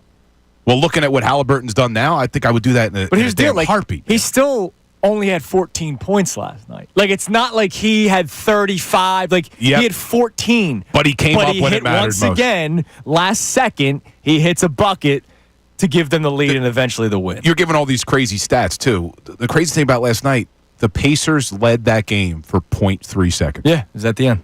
OKC led the game for 46 minutes and 26 seconds. Yeah, and to John's point, it feels like it happens in every round. It did. The Pacers, per Tyler Smith on Twitter, says the Pacers have now won a game in every single round with this probability. A 0.3 chance percent to win in the opening round, 2.1% chance in the second round. Eastern Conference Finals, 4.1. Last night, 2.6. Those odds altogether, 1 in 1.5 million chance of all happening. That is incredible. Yeah, it's been a magical run for the Pacers. All right, Johnny. I still think they lose, though, by the way. Yeah, I think so, too. OKC may win in 5. I said this morning I still believe that. I think so, too. All right, so, Johnny, explain to Bill why you believe the Commanders take a step back here, and then we will get into this article on Fox. Here's a good number for you, Billy, and I know you love this kind of stuff. The team every single season that wins the most games in the last minute of play, so last minute field goals and everything, is always one of the biggest stats that sees the biggest regression. Last year, they won not one but 2 miracle games in the last seconds of play, the Bears game, Cowboys game. They were a miracle team last year. They had that horseshoe up their rear end.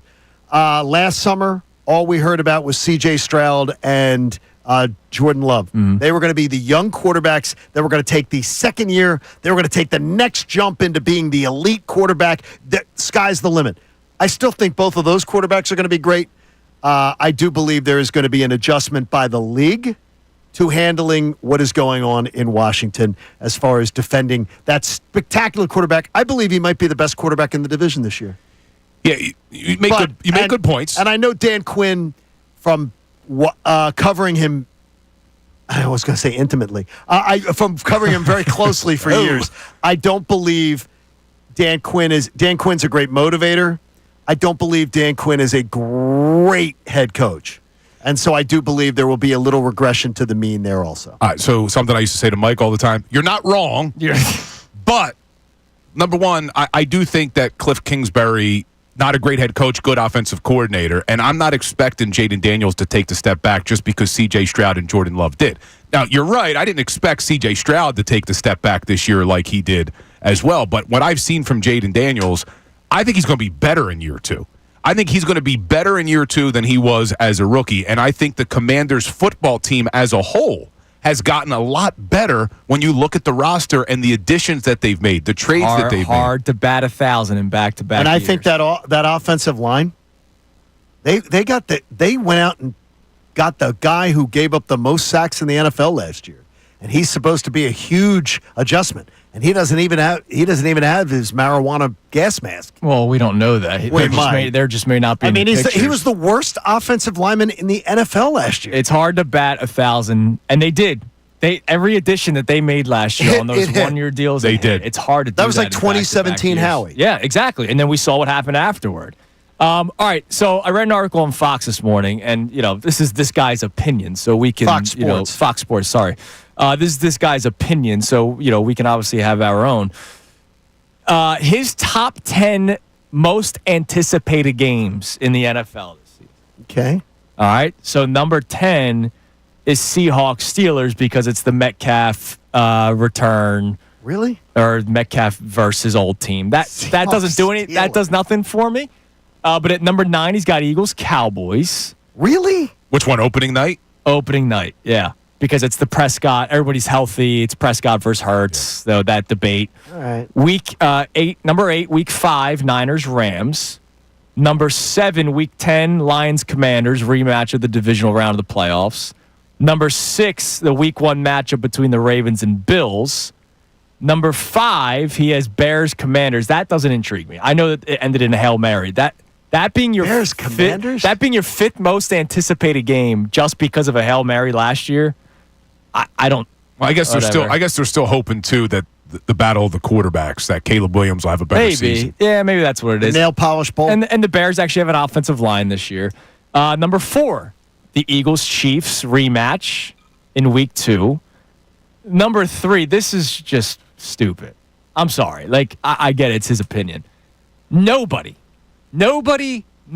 is excited for any Giants game to begin with. A Giants game? Giants Broncos because it's Russell Wilson against his old team. No, because he may not. What week is 7. That? He may not even. He may be not playing. be the quarterback by then. That's the number 3 most anticipated game. That is this guy Ridiculous. Eric Williams, his 3rd most anticipated Who is this game. dude? Yeah, with all due respect to Giants Eric Broncos. Williams, you can flush that list because it's I terrible. can come up with 8 Eagles games that are, and not just because we're Eagles fans, that have better storylines than Giants Broncos. My gosh. Number 2, Steelers Jets, and Steelers? why. Oh gosh. You know why? No. Aaron Rodgers. What year? What week is that? Do you know? Week 1. Week 1. That's the okay. open. Okay, yeah. that's interesting. So he'll be playing. That's an interesting game, week 1. And his number 1 most anticipated game is the Battle of the Tush Push Saga, Eagles Packers.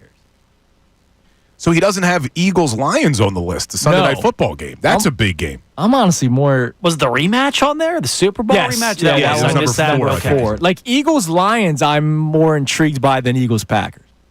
Like the Tush Push storyline versus the what if storyline. I'm more intrigued by the Lions game. Yeah, so I don't know. Yeah, me too.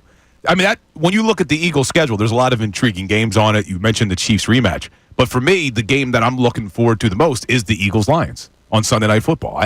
We thought we were going to get it last year in the NFC Championship game. It didn't happen. Yeah. It might be deciding where the NFC Championship game is played this year. It could be. It may come down to you got to make sure you win that game so you're not going to Detroit.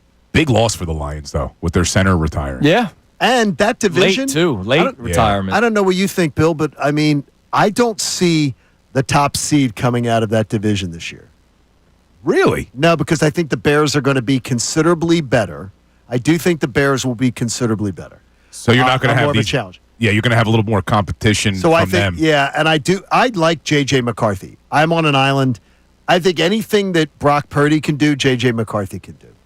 Like everybody just saying, well, J.J. McCarthy, they don't have a quarterback this year. And I'm like, okay, I've watched enough of J.J. McCarthy to say, if you think Brock Purdy can go to NFC title games and everything, I believe J.J. McCarthy can do the same. And with a great quarterback coach. I was going to say that. Kevin O'Connell, you look at every quarterback that's played there, they've had success. Every one of them. And J.J. can be a game manager.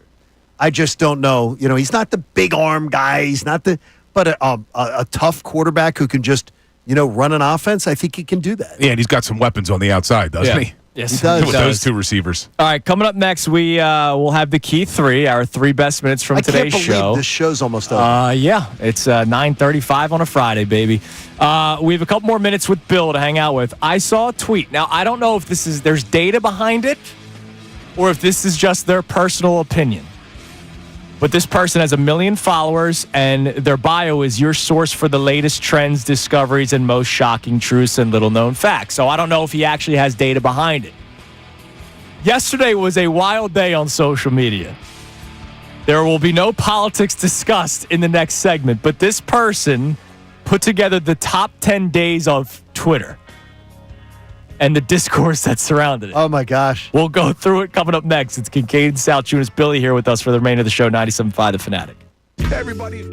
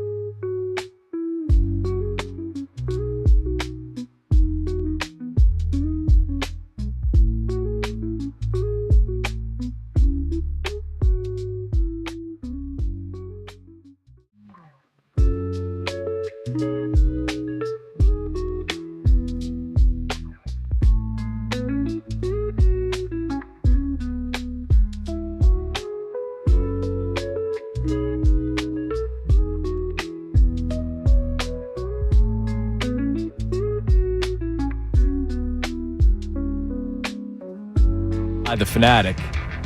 We'll get back to some sports talk here in a second, but yesterday was obviously a crazy day on social media because John and I were debating about whether or not.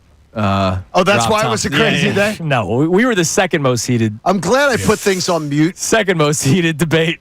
What happened on Twitter? Am I stuck on an island over here? I do keywords on mute, and I love it. So wait, this is the top 10. Can I take a guess at a sports topic that would be on there? There is one sports topic. Again, this account has 1 million followers. Now, they follow trends and stuff. So they put that kind of stuff out there. So I don't know if they actually have data behind this or if this is their own opinion. But Gotcha. I was going to say, I would think that the Luka trade would have to be on there. Came in at number 9. Okay. So there was a sports-related moment in this top 10. Was the Taylor Swift Kanye West on there or no? I don't know. That was a wild time on Twitter. I don't know what year was that? Yeah. That was 09. That was the beginning of Twitter. So they may all be latter years. Maybe not enough juice. Because somebody did respond saying, Jenna Lane from ESPN said, I guess you weren't here on the app in 2011, and she's referencing the Bin Laden.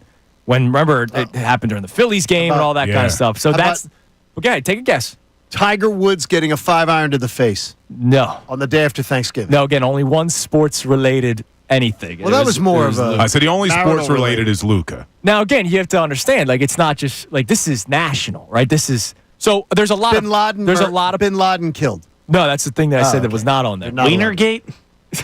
No. All right, I'll go through them.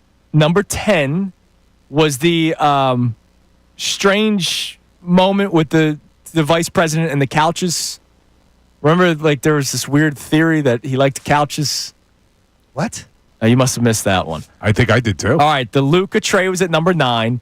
The Montgomery boat brawl. Remember where there were people swimming across? Yes. To just get, there was a big That fight. still pops up all the time. Yes. I know the sports one.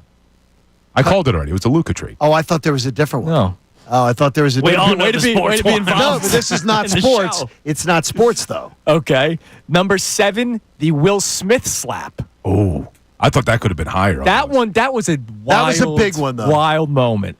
Joe Biden dropping out was 6th. That was huge. Donald Trump getting COVID was 5th. Because that was when it was scary, right? And the president of the United States got it, right? The Queen passing away was number 4. Again, this is worldwide, right? Okay. The Queen. But she was 98. Yeah, but people love the royals. There's that weird obsession with it. No, your wife and my wife. Yes. It's freaking crazy. Yesterday's day came in at number 3. What? Ocean Gate. That submarine that the guy, there's nothing going to go wrong here. The thing that went to go see the Titanic and it imploded underwater. Oh, it imploded underwater. Yeah, I remember and that. everybody was tracking because we knew they were going to die. And it was like a countdown as to when it was going to happen. Turned out they were dead the whole time. Is that what it was? Yeah, no, they were dead forever. Right? Yeah, oh, really? And we just didn't know? Okay. We didn't know they were dead. I was in Mexico when that was happening. And then the Luigi guy, the assassination. Was that one? That was number 1 they put on there. It's a weird list. That guy's toast, by the way. Yeah. More stuff came out yesterday. Oh, really? What happened with him? Oh, they found his journal entries. Oh, they did? They brought him up in court. So he's not innocent because there were a lot of people saying he that he was talked innocent. about exactly what he did. And the jackasses that line up isn't Luigi? Yeah. That was a weird, and that's what why. a great guy. But that's the thing. That's why I came in at number 1. Oh my gosh! That was because there's a insane. lot of women with Afghans. What was this? And cats. What was the sports one that you thought would have been on there? Cousin Matt had the same thought I did. Rudy Gobert licking the microphone. Dude, yeah. Oh, during COVID, yeah. That's exactly. And then he got it a couple weeks later. I was thinking something around COVID sports. Yeah. And then Matt and I had the same idea. Rudy Gobert licking the microphone. That was insane. I was watching the last game. It was on ESPN. I was like, I this could be the last game that we get to watch. So I watched it, and then that post-game press conference where he's wiping the microphones, making fun of it. He licked it. And offended a lot of, his teammates were upset by it, and then he ends up testing We were in positive. Disney. We were at Walt Disney World for spring break, and they were like, they're not going to close Disney World. And we were in Disney World the last day. And then they closed it, and too. it was creepy as hell coming out of Disney. I would have thought the decision could have been on there. 2010. I guess it's just too early in the Twitter landscape. There's more people on Twitter now than ever before. I joined in 9, I think. But think about that list. Not that we needed any more evidence how crazy the Luka trade was. But that breaks the top 10, and the other 9 things are like crazy. Like world events. Yes. Yeah. And Luka's on there in the top 10. That's how crazy the trade was. That is crazy. All right, Bill, so you're going to bounce when we do the key 3. So we got 2 minutes left. But you got the big show on Monday, the debut. You already told us sort of what it's going to be about. That's my birthday, too. Oh, is it Monday? really? Isn't that ironic? How about that? We launched the show Like on rain my on your birthday. wedding day.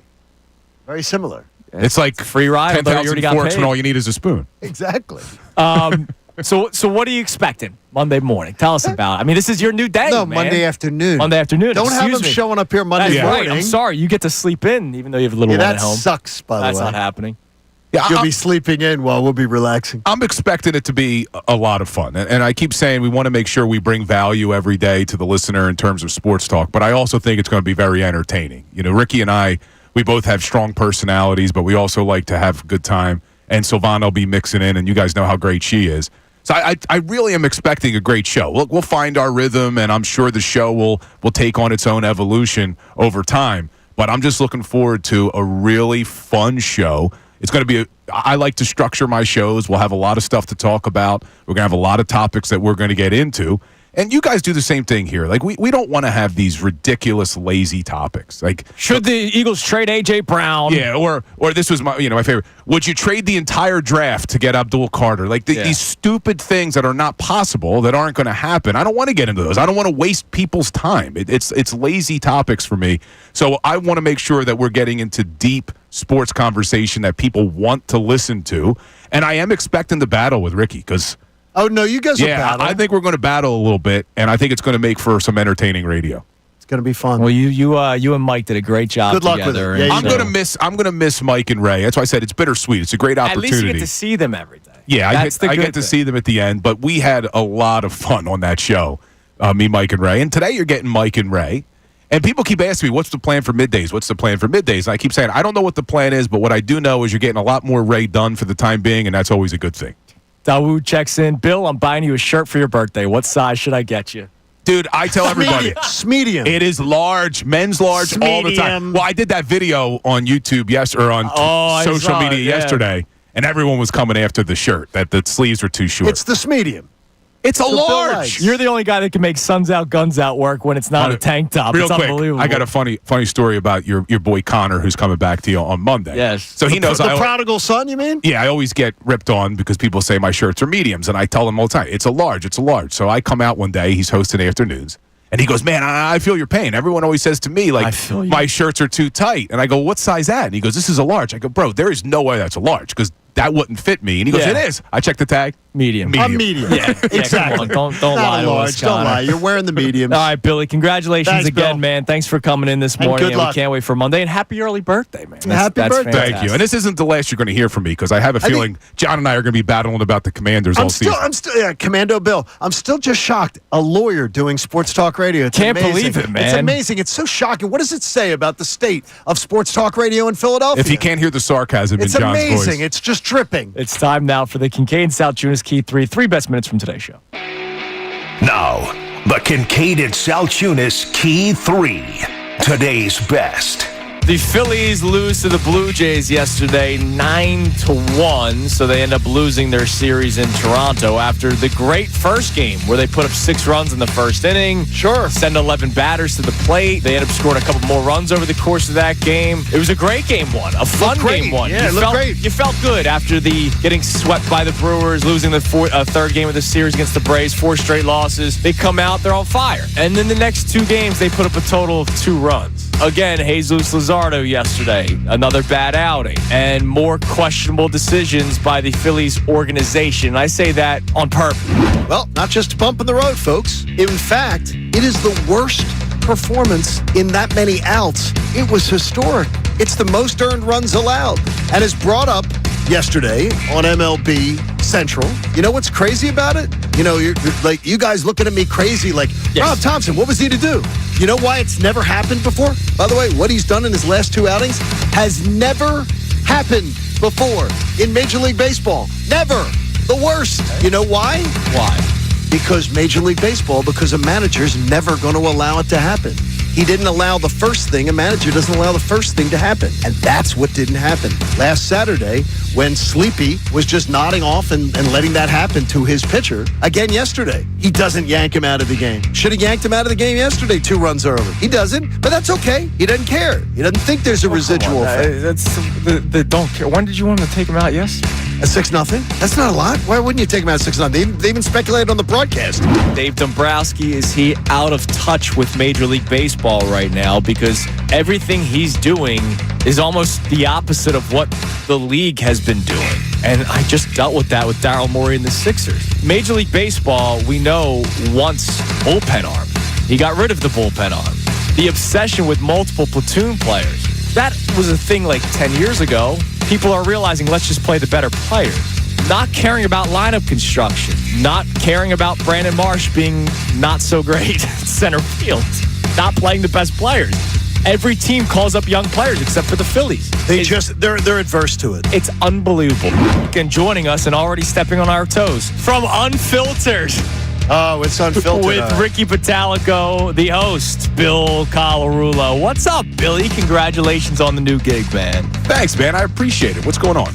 Look, I'm nervous. And when you looked at the offseason that Dave Dombrowski had, one of the things that we kept saying was, well, at least he made the move for Jesus Luzardo, right? This whole offseason could be looked at as a success with the way Luzardo was pitching to start the year. Well, now there's major concerns with Jesus Luzardo. As soon as he hits his inning total from last year, we see the 2 starts afterward be historic disasters. Is Dave Dombrowski out of touch with today's Major League Baseball? All right, that was the Kincade Salciunas Key 3 best minutes from today's show as we have reached a Friday. Isn't that fun? It is fantastic. Post-show headlines, by the way, 5 different questions, and we're getting good responses, which is great. On YouTube, 5 questions we do every day. And the 5 questions today, all submitted by listeners, and every one of the listeners has already responded that we're using their questions today, saying they will be checking it out today. That's awesome. Yeah, so we do post-show headlines every single day. It gets it's not live. It gets posted on YouTube later on. But every Friday, we do the listener-sent-in question. And the listeners today are all asking us to say, if you could have 3 things for the rest of your life, if you could have 3 of this or 5 of this, what is it? And so these are all common questions. There's a commonality to it, always a theme, and we're having a good time with it. Absolutely. All right, cheap plug for myself. You are cheap, but you're good. I will be on ESPN Radio this afternoon from 3 to 7 with your old buddy Harry Douglas. Looking forward to that. Reacting to Game 1. You tell Harry I said hello. I will. Hopefully tell his dad. Tell him to tell his dad I said hello. I will. I'm filling in for Freddie Coleman, which is awesome because that's one of my favorites, man. Huge shoes to fill. So I'm excited to do that. That's 3 to 7 on the ESPN network. But obviously, I also want you to listen to our afternoon show here with Connor and Ricky and Silvana before the new show begins on Monday. And Connor comes back. Now, how do we welcome Connor Thomas back to the show? Who sort of disappeared from us. He ghosted us. He did ghost us. You know, we will discuss this. He all of a sudden randomly tweeted at us when the news broke. Oh yeah, I'm excited to get back to those guys. Are you? Come on, the medium shirt's choking the life out of him. He can't remember up there. It's the blood's not getting to the brain. Here's the scary thing. You know what's going to happen, right? That damn stank shirt is going to come back soon. No, it's not. No, it's not. Because he thinks they win when he wears that shirt. He's wrong. And he's going to bring the mustache back because they won the Eagles the Super Bowl. Yeah, and the mullet and, you know. All I'll say is this, Gunner, you've done a fantastic job, and people are going to see a ton of you, and they're going to still hear you this weekend. Yeah, I'll just be rest in peace and alive in the back. What time this weekend? 12 to 3 on Saturday, my show, and I'll be producing Early Birds tomorrow as well for DeCheco. And also say a few words. Nate is a fantastic member of the team. Yeah, Nate's been doing a great job behind the scenes. Absolutely. Really good. Hey, and you know who else is good? Ron Davis. He's probably out in the boat already. Davis CPA Group, they made a donation to the American Association for Cancer Research because they care about it. And you can too. Go to 975thefanatic.com/AACR because I'm living proof 3 times over. Cancer research saves lives. All right, everybody have a great weekend. Johnny, Brendan, Nate, Haley, great job as always. We'll be back at it Monday. Mike Missanelli's show with Ray comes your way next. It is Kincade and Sal.